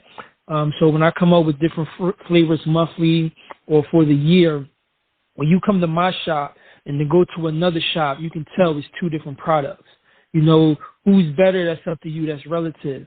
If you go to my stand, if you go to my shop, or you buy something from me wholesale, and you go to another person and say they got Dre's water ice, or they go to, say, a bodega or somebody else's shop, you can tell the difference in quality. You can tell the difference in taste, in as well as other things as well. So nothing that we do is similar to other shops. When it comes to that, we try to make things that's nostalgic and it's rememberable and non-traditional. So when you come to our shop, you know you've been in Dre's compared to somebody else's. That's amazing. That information that you dropped on us is nothing like organic and natural ingredients, and you really taste the difference between natural and organic as opposed to, like you mentioned, artificial flavors and dyes and things of that nature. And I want to say just what you said, that you pride yourself on using fresh fruit. When you're making your product, I know you said you won't go into detail about the process because we don't want to you don't want to let people know how the sausage is made. But in terms of quality produce and using fresh fruit to make the water ices, do you use produce from Philadelphia alone? Do you go over to the neighboring states like maybe New Jersey, Delaware, or do you go get your produce from other countries? How does it work in terms of getting your food and selecting your produce to make these water ices?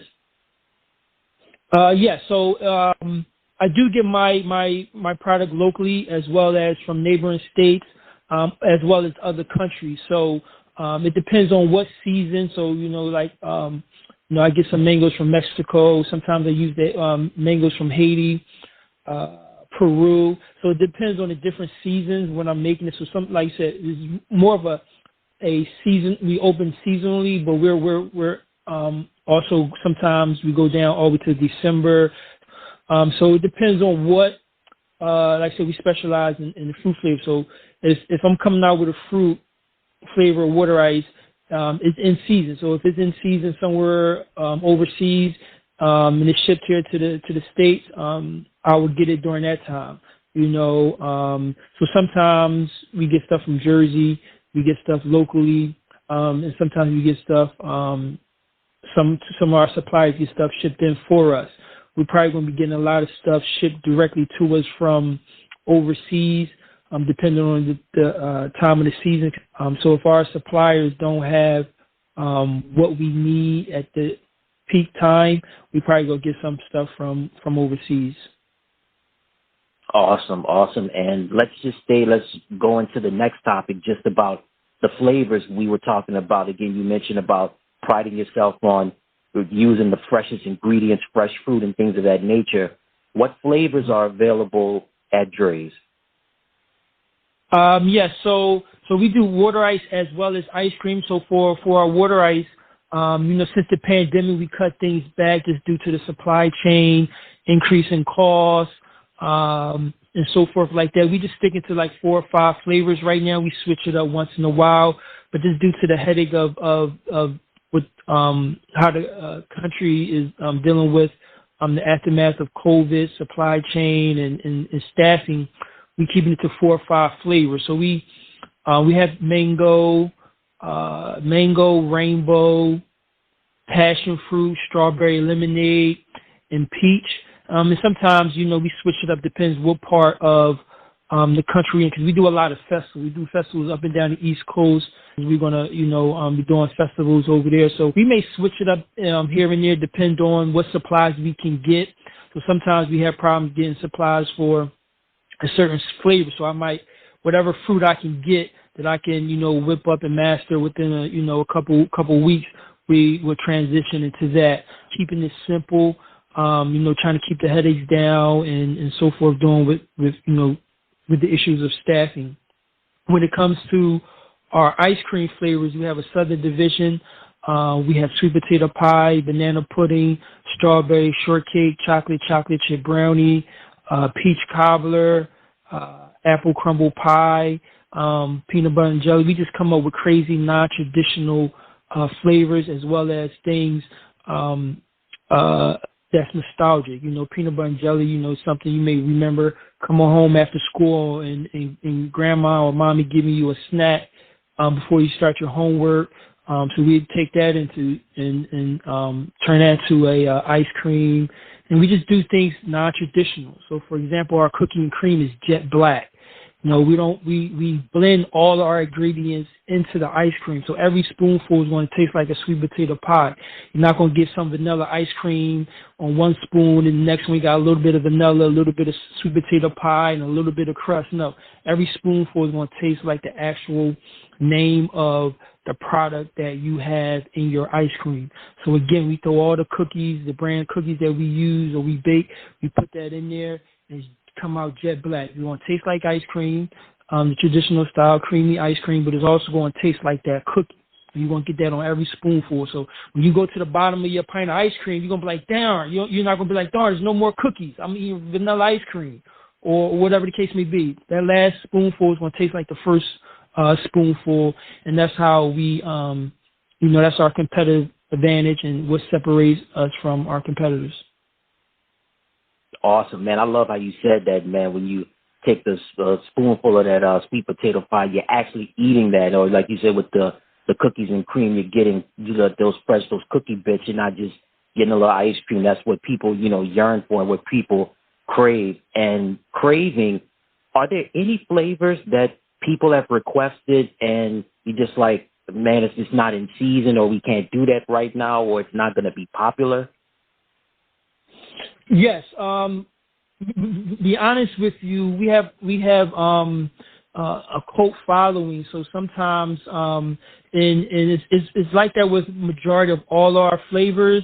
Like I said, we for our water ice, we keep them around 4 or 5 flavors.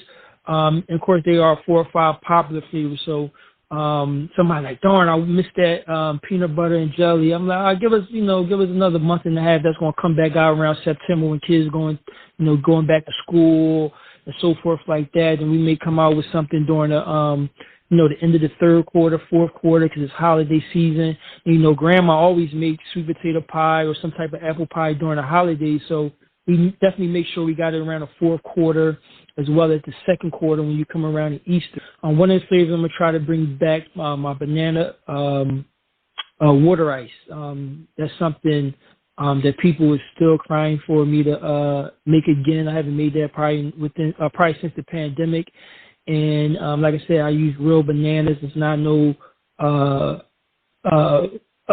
artificial flavor 12 with this, like this, them frozen popsicles you get from the corner store, bananas nobody ever buys. Mm-hmm. No, this is real banana. You see the seeds that's in the center of a banana. You can tell it's real banana coming to my shop than anybody else. And most shops don't even make banana. You know what I'm saying? But we do, and that's definitely one of our top fruit flavors that people continue to ask me for. Awesome. And as far as Philadelphia is concerned, people pride themselves on tradition in terms of where they like to eat, where they like to shop, and things of that nature. How is your business becoming a part of Philadelphia culture, just in terms of people not only wanting to get water ice, but also getting the ice cream as well? Yeah, that's definitely a great question. It's definitely tough. Here in Philadelphia, when it comes to it's a big food town. So outside of, say, Italian or Mexican food or Latin food, whatever the case may be, like you mentioned, the cheesesteak, the pretzel, the hoagies. When it comes to that, those staple foods that we're known for, is very territorial. So if you go to North Philly or the North Side, everybody's going to pick their favorite cheesesteak. 9 out of 10, their favorite cheesesteak or hoagie spot is going to be from that side of town. You come over to the West Side, West Philly, where I'm from. My favorite is going to be, even though I might like the cheesesteak or hoagie shop or pretzel shop on the other side of town, my first store that I'm going to name is 9 out of 10 is going to be a steak shop that's in West Philly. So everybody always big ups the neighborhood or the community that they from. So it's very, very territorial.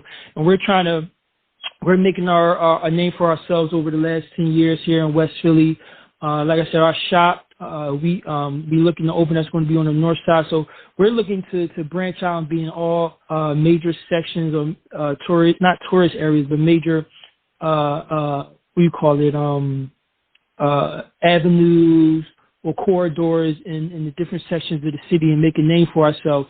It's going to probably take another 2 years to do so because, since the pandemic, we had to pivot a little bit and due to the pandemic, we made a name for ourselves in the festival market.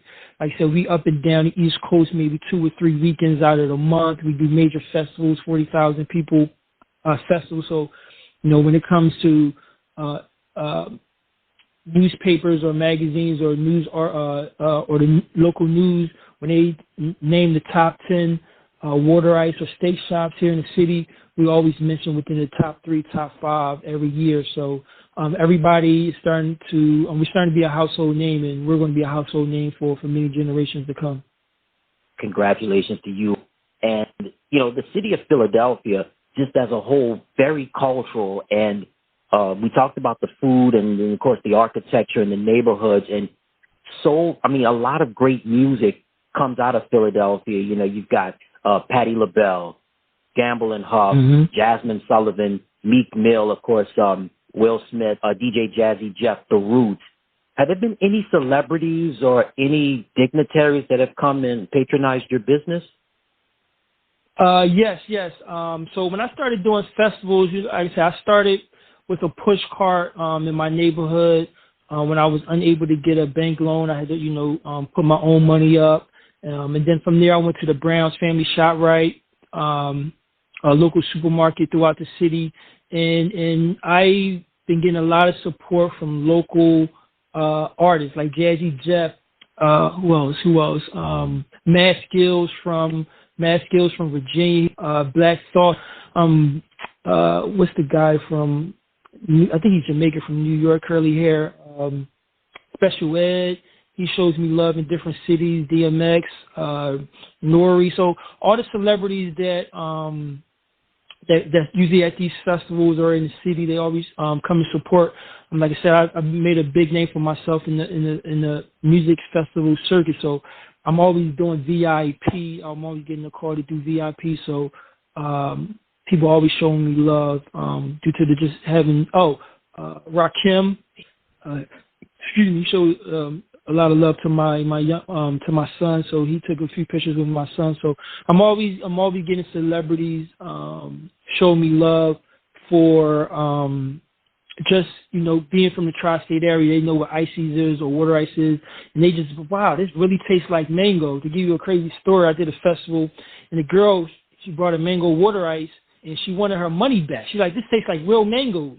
I don't like real mango. I like the artificial. You know what I'm saying? So I ain't give her money back, yeah. But that's what customers could always come back. Celebrities like, oh my gosh, this is really good. This is fresh, and that's what we pride ourselves on. So sometimes they come just for their word of mouth, and some come from they remember you. Their child, their daughter or son may come to our stand and take it back to the dressing room, and they like it, and they come get one. So they show me a lot of love over the years. Awesome, man. Sounds like you've definitely have had your work cut out for you meeting those celebrities and stuff. And, of course, introducing your product to the masses. And when we talk about Philadelphia, we mention all of the things with the food and the architecture and the music and sports. Like Philadelphia is a sports rabid town. It's a city where people ride and die for their sports teams. And there's a quarterback for the Philadelphia Eagles named Jalen Hurts. As far as the last several years, Philadelphia quarterbacks they've changed around the last several years. Carson Wentz was the quarterback for a minute. He gets hurt. Nick Foles comes in as the quarterback for the Eagles, wins the Super Bowl. Nick is gone, and in comes Jalen Hurts. With Jalen coming to the city and being a part of the Eagles, did you notice anything different with him in terms of his playing style and what he brought to the Eagles? One of the things that I noticed is his story. Just being as an athletic, being Black, African American, we're very athletic individuals. So I know we what we were getting on the athletic side. The experience side, he has a great story. Going from Alabama, what was the championship game, getting benched or whatever the case may be, and then going over to another university and doing very well there. So I know he can triumph over adversity. So I know he had that part. So I know he was able to bounce back from that. His father is a coach, I believe in Texas somewhere. So I know he had what it takes to handle adversity and overcome some of the situations that he was dealing with. And you need that here in the city of Philadelphia. We have fans that will build you up today. By the end of today, they will be screaming at your front door. They love you one minute, hate you the next. But we have one of the best fans in the NFL. Jalen Hurts said, I'm walking to Dallas. The whole city going to walk to Dallas with him. They're going to take care of any issues that he had on the streets from walking from here to Dallas. You know what I'm saying? So we have not just the best fans. We have some very, very crazy fans. So when you come to that stadium to support your team, it can be a scary situation for visitors when it comes to coming here to support your local team, for sure. Wow, that Philadelphia fan base, no matter the sport, is extremely loyal and diehard. And I want to stay just once again with Jalen for a moment. The Eagles have had their share of Black quarterbacks throughout that organization. Randall Cunningham, Donovan McNabb, Michael Vick, and now Jalen Hurts. In your opinion, Dre, what makes Jalen different from those other gentlemen that have put on that Eagle uniform? Wow, that's an awesome question. His heart and leadership. I think he's very vocal, and I think that's what would separate himself from others. I think he's a natural leader. He's a born leader. The other quarterbacks, it seemed like they had to do it because they quarterback. It's usually the captain of the team is usually the quarterback, and maybe the center, and whoever the star is on defense, the safety or whatever the case, the linebacker, whoever it is. He would be the captain regardless if he was the quarterback or one of the main stars. He's very in the community, and he's very vocal when it comes to huddles and getting the team ready for the following week. And I think that comes natural to him. It's not like, the media wants him to be a leader. You know what I'm saying? I don't think you're automatically a leader because you're the star quarterback. You understand? It could be that person that's on the D line, the offensive line, whatever the case may be. But I think he's a natural leader. He's local. He's taking it with stride and poise. Awesome, yeah, and definitely Jalen is destined to have a long career in the NFL, particularly with the Philadelphia Eagles. And you heard it from him. He's Dre Andrews. He is the founder, and he's the owner of Dre's Homemade Water Ice and Ice Cream. Dre, again, thank you so much, my man, for taking time out of your busy schedule to be with us on the program. Tell everybody where they could find you on social media, any websites. Let the listeners know that as well. Yes. So again, thanks for having me. I truly appreciate it. You can find us on Instagram at Dre's. That's Dre's Water Ice. That's DRES as in Sam, Water Ice on Instagram. For Facebook is Dre's Water Ice and Ice Cream. My website www.dre'sicecream.com. And you can follow us. We will be near a city near you very soon. Sure. Awesome. Before I let you go, I know this is a silly question right here, but I know every city has their vernacular or has their slang, so to speak, or how they address someone, whether it be a compadre, a close buddy, or whatever. John, J-A-W-N. That is quintessential Philadelphia. Can you explain to the listeners what John is and just where did it originate from? Yeah. Where it originated from, I do not know. But it's definitely what you call it now. And John could be anything, it could be anything. That John was good. Some people everybody's using the word now. It's very popular. They drawing it out a little bit, overusing the word. But yeah, if you hear the word John, you definitely know that person is native to Philadelphia. John could be anything. That joint was good. So whatever that person has in their hand, you know what it is. That joint was good. I'm going over, you can use it however. You can use it however you want. But when you hear that word, you definitely know that's a Philly word. It's a Philly term for sure. John is definitely a Philly word. Awesome. And one more time, Dre, tell everybody where they can find you on social media. And again, let them know the website. Dre's Water Ice. That's DRES Water Ice. On Instagram, website is Dre'sIceCream.com. And just follow us on Instagram. We may be at a festival or a city near you. And if you heard us on this radio station and we had a festival that you at, please approach us. Let us know. We're very friendly company. We're family owned and operated. Majority of my staff is family. It's my wife, my brother, my cousins, and some friends that I grew up with over the years. We're a big family. We'd love to interact with you and conversate with you if you ever run into us. So please follow us. And, if you ever see us, come up to us and say hi.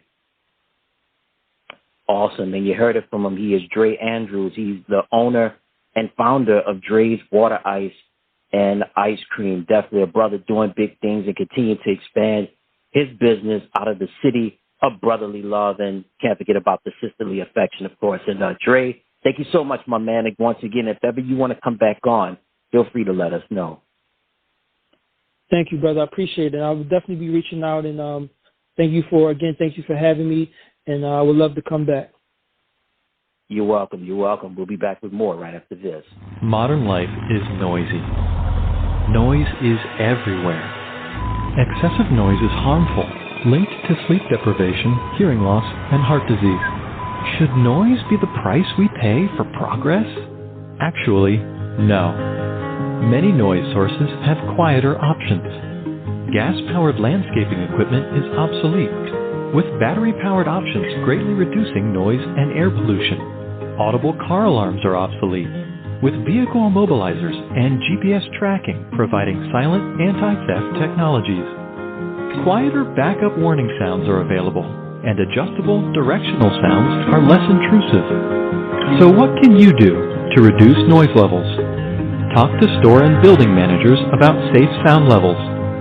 Work with elected officials and the police to strengthen noise enforcement. Join Noise Free America, a coalition to promote quiet.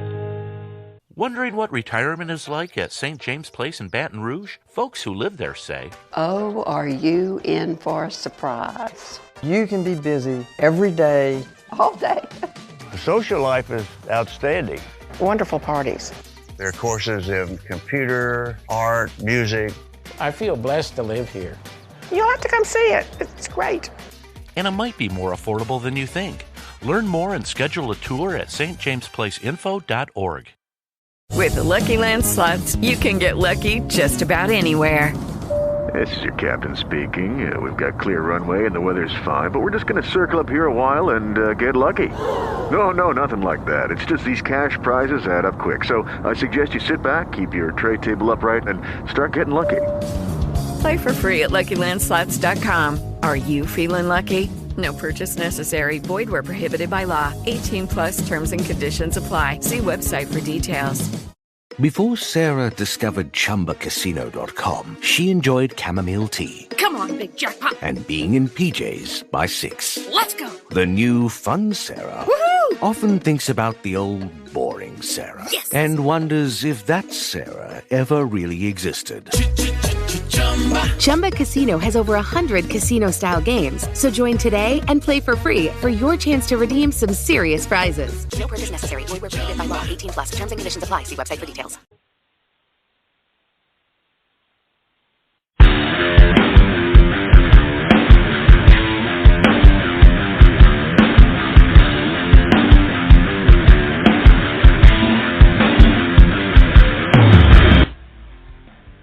All right, everybody, welcome back to the program. Once again, a big special thank you to Dre Andrews, a native of the city of brotherly love, Philadelphia, Pennsylvania, and the owner of Dre's Homemade Water Ice and Ice Cream. Again, a big special thank you to Dre Andrews for appearing on the program. All right, now let's do this. Let's preview Week 1 of the 2023 NFL regular season. We've got the Battle of Ohio between the Cincinnati Bengals and the Cleveland Browns. Joe Burrow didn't play in the preseason, got hurt in practice, but he's healthy. He's ready to go amidst talks of a contract extension coming up. I know he's going to be up for some big money, but in the meantime, when you have Joe Burrow in the mix, you've also got Jamar Chase, T. Higgins, Joe Mixon. The Bengals, I mean, hey, they're one of the premier teams, not just in the AFC, but in the NFL. So in this Battle of Ohio, you've got Joe Burrow and company marching to Cleveland to take on the Browns. Deshaun Watson, it's going to be interesting what he does now that he's going to play a full NFL season. So you got Deshaun Watson in the mix. You've got Nick Chubb, also David Njoku, Amari Cooper, Myles Garrett. Certainly the Browns. This is going to be an interesting game in the Battle of Ohio with Cincinnati and Cleveland. And certainly you got Joe Burrow going up against Deshaun Watson. This is a quarterbacks league, and certainly we're seeing two dynamic quarterbacks going to put on a show in the Battle of Ohio. We've got the Houston Texans going up against the Baltimore Ravens. The Texans, the future is now with rookie quarterback out of Ohio State, C.J. Stroud. There's a new head coach with DeMeco Ryans. As for Baltimore, they took care of their business, locked down their quarterback, Lamar Jackson. Also, they signed Odell Beckham Jr. in the offseason. So Baltimore is prime. Baltimore is expected to do big things this year, and Baltimore looking to capitalize on that offseason momentum as they take on the Houston Texans. The Texans, young team, expect a lot of growing pains, and it's going to be a challenge as they're in Baltimore to play the Ravens. We've got the Tampa Bay Buccaneers going up against the Minnesota Vikings. Tampa Bay, Tom Brady retired at the end of last season. So now this is the post-Brady era for the Buccaneers. Wide receiver Mike Evans, he's in a crossroads with management. He wants a new deal. There's a lot of friction behind that. However, during the offseason, they signed a quarterback, Baker Mayfield, signed a one-year contract with the team. So Tampa Bay, hopefully, they get 1 year out of Baker, maybe more years. We'll see what happens with that. But as far as the Minnesota Vikings are concerned, Kirk Cousins, hey, this is a make-or-break year for him. No Dalvin Cook. Dalvin is now a member of the New York Jets. And you have Justin Jefferson. So Justin Jefferson, I mean, hey, electrifying and unstoppable. That's what you get when you have a wide receiver like Justin Jefferson. T.J. Hawkinson signed a big contract extension. That was big for the Vikings. So Tampa Bay and Minnesota, they're going to be playing at Minneapolis. It's going to be an interesting game. And certainly the Buccaneers and the Vikings definitely going to be must-see TV. We have an AFC South matchup between the Carolina Panthers and the Atlanta Falcons. So for the Falcons, again, they have Desmond Ridder as their quarterback. They have the rookie running back in Bijan Robinson. Again, the Falcons have been going through some growing pains for quite some time now in the post-Matt Ryan era. Offensively, Atlanta should be fine in this game. Defensively, it remains to be seen. For Carolina, the future is now. Number 1 overall pick, rookie quarterback, Bryce Young, out of the University of Alabama. He's expected to do big things this year, and they added some veterans with the likes of Miles Sanders and Adam Thielen. So Panthers and Falcons, definitely going to be an interesting game. Two young quarterbacks, a lot of growing pains, but there's going to be some nice plays in this contest. We have the Arizona Cardinals going up against the Washington Commanders. So for the Cardinals, interesting offseason. Kyler Murray got the contract extension. There was some stipulations in that contract that not only embarrassed him but also embarrassed the organization as well. They removed those stipulations. It pertained to devoting a certain amount of time to film study, and but nevertheless, Kyler Murray, for the moment, is the quarterback of the Arizona Cardinals. He signed the contract extension. The Cardinals traded away Isaiah Simmons, so the Cardinals are in that growing pains process right now. The jury is still out on Murray as their quarterback, but the Washington Commanders, you talk about a very strange and a very interesting offseason. Dan Snyder sells the Washington Commanders to the ownership group led by Josh Harris and Magic Johnson. Ron Rivera remains the head coach, but they get a new offensive coordinator with Eric Bieniemy. There's a lot of promise behind quarterback Sam Howell. Also, you have wide receiver Terry McLaurin alongside Jahan Dotson. So this is going to be an interesting year for the Washington Commanders as they're in Landover, Maryland, right outside the nation's capital, to take on the Arizona Cardinals. We have an AFC South matchup between the Jacksonville Jaguars and the Indianapolis Colts. So for the Jaguars, Trevor Lawrence, listen, we talked about the Detroit Lions earlier. The Jacksonville Jaguars are one of those teams that have a big opportunity to jump not one, not two, but three hurdles. They jumped a big hurdle last year, beating the Los Angeles Chargers in a thrilling wild card playoff game. So we'll see what happens with Trevor Lawrence and company. As for the Indianapolis Colts, we talked about rookie quarterbacks with Bryce Young and C.J. Stroud. Well, now they have Anthony Richardson as their quarterback, the rookie out of the University of Florida. So the Colts, we'll see what happens. We saw what happened with Jonathan Taylor asking for a trade. So far, nothing has come about as of yet, but right now it seems to me that the Colts, for the time being, it looks like it's going to be the Anthony Richardson era in Indianapolis. We have the San Francisco 49ers going up against the Pittsburgh Steelers. So for the 49ers, man, what an interesting year it was for them last season. We started off the year with Jimmy Garoppolo as the quarterback. He gets hurt. Well, I should say Trey Lance started off as the starting quarterback. He got hurt. Jimmy Garoppolo comes in. He gets hurt in the contest, and Brock Purdy, a.k.a. Mr. Irrelevant, the last overall pick in last year's NFL draft, just came out of nowhere. It was like lightning in a bottle and put up solid numbers behind that running game and that defense, thanks to Christian McCaffrey coming over in a trade from Carolina. And then when you have Nick Bosa, who just got rewarded with a big contract extension, and then you have Fred Warner and company, man, the 49ers are, listen, they're at the peak of their powers right now. Purdy has the keys to the car. He's going to be driving it for a minute. Sam Darnold was signed in the offseason to a one-year deal. Trey Lance, that era didn't work out, traded to the Dallas Cowboys in exchange for a draft pick. So the Niners have their nucleus for the moment. And the Pittsburgh Steelers, listen, a lot of excitement in the Steel City for year two of the Kenny Pickett era. Kenny had some nice games last year, but they're expecting Pickett to take that next hop over that next obstacle and go over that next hurdle in his run as the quarterback of the Pittsburgh Steelers. Kenny Pickett, running back Najee Harris and company. And when you've got T.J. Watt, one of the best defenders in the league, hey, the sky is definitely the limit, definitely not the limit for the Pittsburgh Steelers. They can go higher. And certainly big things are in stake, not only for the Pittsburgh Steelers, but for the San Francisco 49ers. The next game that we're going to preview is the Tennessee Titans and the New Orleans Saints. First, for the Tennessee Titans, Ryan Tannehill appears to be the starting quarterback, at least for this season. Malik Willis, not ready to be handed the keys to the car just yet. Will Levis, not ready yet, so they're going to go with the experienced veteran of Ryan Tannehill. They've got wide receiver Traylon Burks, and, of course, you can't go wrong when you have running back Derrick Henry. As for the New Orleans Saints, made a big acquisition in the offseason, acquiring Derek Carr from the Las Vegas Raiders.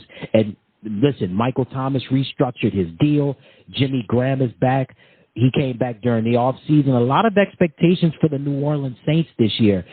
In my opinion, I think Derek Carr, if everything goes well for him and he's healthy, he has a chance to be a candidate for not only comeback player of the year, but possibly league MVP if he stays healthy and the Saints can win. So it's going to be an interesting matchup down in the Crescent City between the Tennessee Titans and the New Orleans Saints. We have an AFC West matchup between the Las Vegas Raiders and the Denver Broncos. First for the Raiders.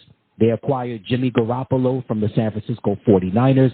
The Derek Carr era is over with, so they're expecting big things from Jimmy G this year. Josh Jacobs was a holdout for much of camp and much of the preseason. They were able to get a deal done with him, so now they have the bulk of their offense back. And as for the Denver Broncos, listen, Russell Wilson, he's a man on a mission this year, and he's on a mission because he's got a brand-new coach. Out with Nathaniel Hackett, in comes Sean Payton. And certainly Payton has wasted no time getting Russell and the Broncos in line. And this is going to be an interesting season for the Denver Broncos. And this is the first week of the season. The game's taking place in Denver. So Raiders-Broncos is going to be an exciting and festive atmosphere in the Mile High City. We have the Philadelphia Eagles going up against the New England Patriots. So for the Patriots, still trying to figure out the kinks at the quarterback position. Mac Jones, we'll see what he does. He's still young, still in his development. However, he's got help in the running department. The Patriots signed running back Ezekiel Elliott to a one-year deal. So Bill Belichick is confident about Ezekiel Elliott and what he can bring to the table. Defensively, the Patriots are pretty solid, but they're going up against the defending NFC champions. The team that represented the NFC in last year's Super Bowl, the Philadelphia Eagles. Jalen Hurts rewarded with a massive contract extension. A.J. Brown, he's not going anywhere anytime soon. Devontae Smith, you know what talent he brings to the table. Also, you've got Dallas Goedert at the tight end position. You've got DeAndre Swift, who came over in a big trade on draft night this year. Then when you have draft picks like Kaylee Ringo, Nakobe Dean, and Jalen Carter, and you add along tried and true veterans like a Fletcher Cox, the Eagles are not going to miss a beat this year, and they're hoping to not miss a beat as they head up to Foxborough to take on the New England Patriots. We have an NFC West matchup between the Los Angeles Rams and the Seattle Seahawks. So the Rams, Matthew Stafford, experiencing growing pains. Now, he mentioned recently that he said he can't connect with his younger teammates because they're spending too much time on their phones and the social media. We'll see how that all plays out throughout the course of the year. No Cooper Kupp in this game. Cooper had a setback rehabbing from a hamstring injury, so no Cooper Kupp in this contest. As for the Seattle Seahawks, Geno Smith, man, what an interesting season that Geno Smith had last year. Listen, people wrote Geno off so much, but guess what? I love a story of second chances, and I love redemption stories. And Geno Smith had a perfect example of a redemption story last year. And, of course, when you have Kenneth Walker III returning at the running back position, and, of course, wide receivers, right? DK Metcalf, Tyler Lockett. What more could you ask for from the Seattle Seahawks? It's going to be an interesting game in the Pacific Northwest between the Los Angeles Rams and the Seattle Seahawks. We've got the Miami Dolphins going up against the Los Angeles Chargers. For the Dolphins, Tyreek Hill, hey, listen, he talked a lot of stuff during the offseason, says that he will put up better numbers in Miami than he did when he was in Kansas City with Patrick Mahomes. That remains to be seen on that. However, his quarterback, Tua Tagovailoa, people were worried about him after he suffered those devastating concussions last year. Hopefully he can stay healthy. Hopefully his offensive line can protect him for the most part. As for the Los Angeles Chargers, defensively, Derwin James Jr., also Joey Bosa, Khalil Mack, those guys are intact. Offensively, Justin Herbert got rewarded with a contract extension. So now it's time for Justin to, as they say, put up or shut up. And he's hopefully he'll be able to put up the numbers as the Chargers will take on the Dolphins. We got an NFC North rivalry game, a classic rivalry game between the Green Bay Packers and the Chicago Bears. For the Packers, Aaron Rodgers, that chapter has come to an end. Enter a new chapter with Jordan Love. So Jordan's going to have his work cut out for him now that he's the full-time starter for the Green Bay Packers. Now, as far as the running game is concerned, they'll be able to help Jordan out with Aaron Jones, A.J. Dillon. As for the Chicago Bears, Justin Fields is expected to get over the hump. He's expected to over the next challenge and to take the Chicago Bears to the next level. As far as running game is concerned, you've got Khalil Herbert, you got David Montgomery. So the Bears, they're looking to make some noise this year. As for Green Bay, they're looking to move past the Rodgers era and enter the Love era as the Packers and the Bears play at Soldier Field in Chicago. Sunday Night Football, classic NFC East game between the Dallas Cowboys and the New York Giants. First for the New York Giants, quarterback Daniel Jones, much to the dismay of a lot of people, including myself, was rewarded with a massive contract extension. I don't know why. I think most of that money should have went to running back Saquon Barkley. Barkley had issues with management. They were able to work things out. Barkley was able to get a new deal. So the Giants are in place now as they'll be at the Meadowlands in East Rutherford, New Jersey, to take on their rival Dallas Cowboys. Dak Prescott, hey, this is a make-or-break year for Mr. Prescott. When is it a make-or-break year for the Dallas Cowboys, right? Jerry Jones bringing over Trey Lance in the trade from San Francisco. What's going to happen? Is this going to impact Dak's play? What's going to happen going forward? Also, Cooper Rush is in the mix as well as the other backup. And then for the Cowboys, Tony Pollard got a deal done this year. I know Tony was one of the running backs very concerned about the treatment of the position and how the position's being devalued. But nevertheless, you've got Tony Pollard. You've also got CeeDee Lamb. He's going to make some noise this year as well. CeeDee Lamb, and there's just a host of the other receivers that the Dallas Cowboys have. Cowboys and Giants, Sunday Night Football in New Jersey in the shadows of New York. What more could you ask for? And then Monday night, the big one, the Buffalo Bills going up against the New York Jets at MetLife Stadium in East Rutherford, New Jersey. First for the Jets, Aaron Rodgers. Listen, the biggest fish in the pond lands in New York, and he lands with the Jets. So the Jets not only get Aaron Rodgers, they also get Dalvin Cook. They also wind up getting Alan Lazard. When you have Garrett Wilson in the mix as well, you also have Sauce Gardner on the defensive side. Quinnen Williams signed a big contract extension during the offseason, so the Jets are primed and ready to go. As for the Buffalo Bills, listen, Josh Allen, Stephon Diggs, what more could you ask for, right? Von Miller, listen, Buffalo at the peak of their powers right now, offensively and defensively, and they're at the peak of their powers for Super Bowl expectations. Head coach Sean McDermott, he knows that the time is now. It's no time to play around. And certainly Buffalo, when they head down to New Jersey to take on the New York Jets, they know that it's Super Bowl or bust. And it's going to be a great one Monday night between the Buffalo Bills and the New York Jets. All right, now it's time for my game of the week. My game of the week is going to be the Buffalo Bills going up against the New York Jets. The New York Jets, as I mentioned earlier, got the biggest fish in the pond this year in getting Aaron Rodgers. What more could you ask for, right? 4-time league MVP, Super Bowl MVP, accomplishments out of this world. But when the last several years came about, when he was the quarterback of the Green Bay Packers, you could just tell, I could just tell that the energy was off. Something just was not right. He just felt like he didn't want to be there anymore. I think it was also partially due to him asking management to get him weapons that he needed, important positions on the offensive side, and on some positions on the defensive side as well. Management did not help him out as well, and we knew that the writings were on the wall. Well, it was only a matter of time before Aaron would leave Green Bay. Well, it did happen. He was traded and gone from Wisconsin to the Big Apple to become the quarterback of the New York Jets. So while we have Aaron Rodgers still at the peak of his powers, still one of the best to ever do it, one of the best in the league, he'll go up against another quarterback that is one of the best currently doing it right now, and that's Josh Allen from the Buffalo Bills. If you thought the Super Bowl expectations are high for the New York Jets, the Super Bowl expectations have been extremely high since Josh Allen has arrived with the Buffalo Bills. Allen, along with head coach Sean McDermott, also wide receiver Stephon Diggs and company, they're on a mission.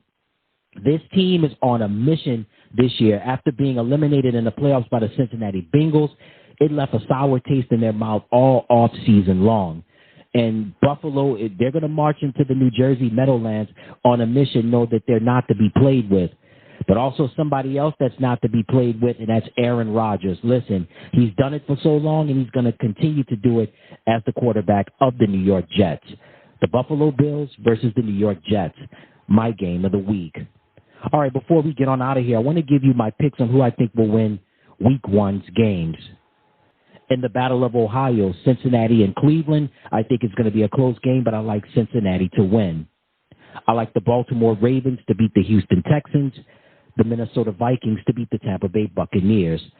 The Carolina Panthers will beat the Atlanta Falcons. The Washington Commanders will beat the Arizona Cardinals. The Jacksonville Jaguars will beat the Indianapolis Colts. I like the San Francisco 49ers to beat the Pittsburgh Steelers. Very close game down in New Orleans, but I like the Saints to beat the Titans. The Denver Broncos will beat the Las Vegas Raiders. The Philadelphia Eagles will beat the New England Patriots. The Seattle Seahawks will beat the Los Angeles Rams. I like the Los Angeles Chargers to beat the Miami Dolphins. I like the Chicago Bears to beat the Green Bay Packers. Sunday Night Football, very close game, but I like the New York Giants to beat the Dallas Cowboys. And Monday Night Football, the New York Jets will beat the Buffalo Bills. And there you have it. Those are my picks for Week 1 in the 2023 NFL season. Well, that's going to do it for this edition of the League Wraparound. Once again, a big special thank you to all of the guests on the show: Sonia Greenfield, Owen Whittleson, Scott Mason, and Dre Andrews. And until next time, everybody, I'm Ed Robinson saying so long, and you've been listening to the League Wraparound.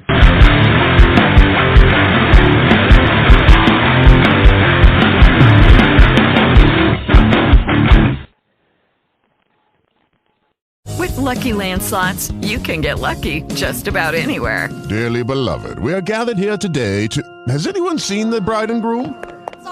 Sorry, we're here. We were getting lucky in the limo and we lost track of time. No, Lucky Land Casino, with cash prizes that add up quicker than a guest registry. In that case, I pronounce you lucky. Play for free at LuckyLandSlots.com. Daily bonuses are waiting. No purchase necessary. Void where prohibited by law. 18+. Terms and conditions apply. See website for details. Hey, everybody. Thank you so much for tuning into the channel. Remember to click like, share, and subscribe. Once again, thank you so much for tuning into the channel. Remember to click like, share, and subscribe. And thank you for watching.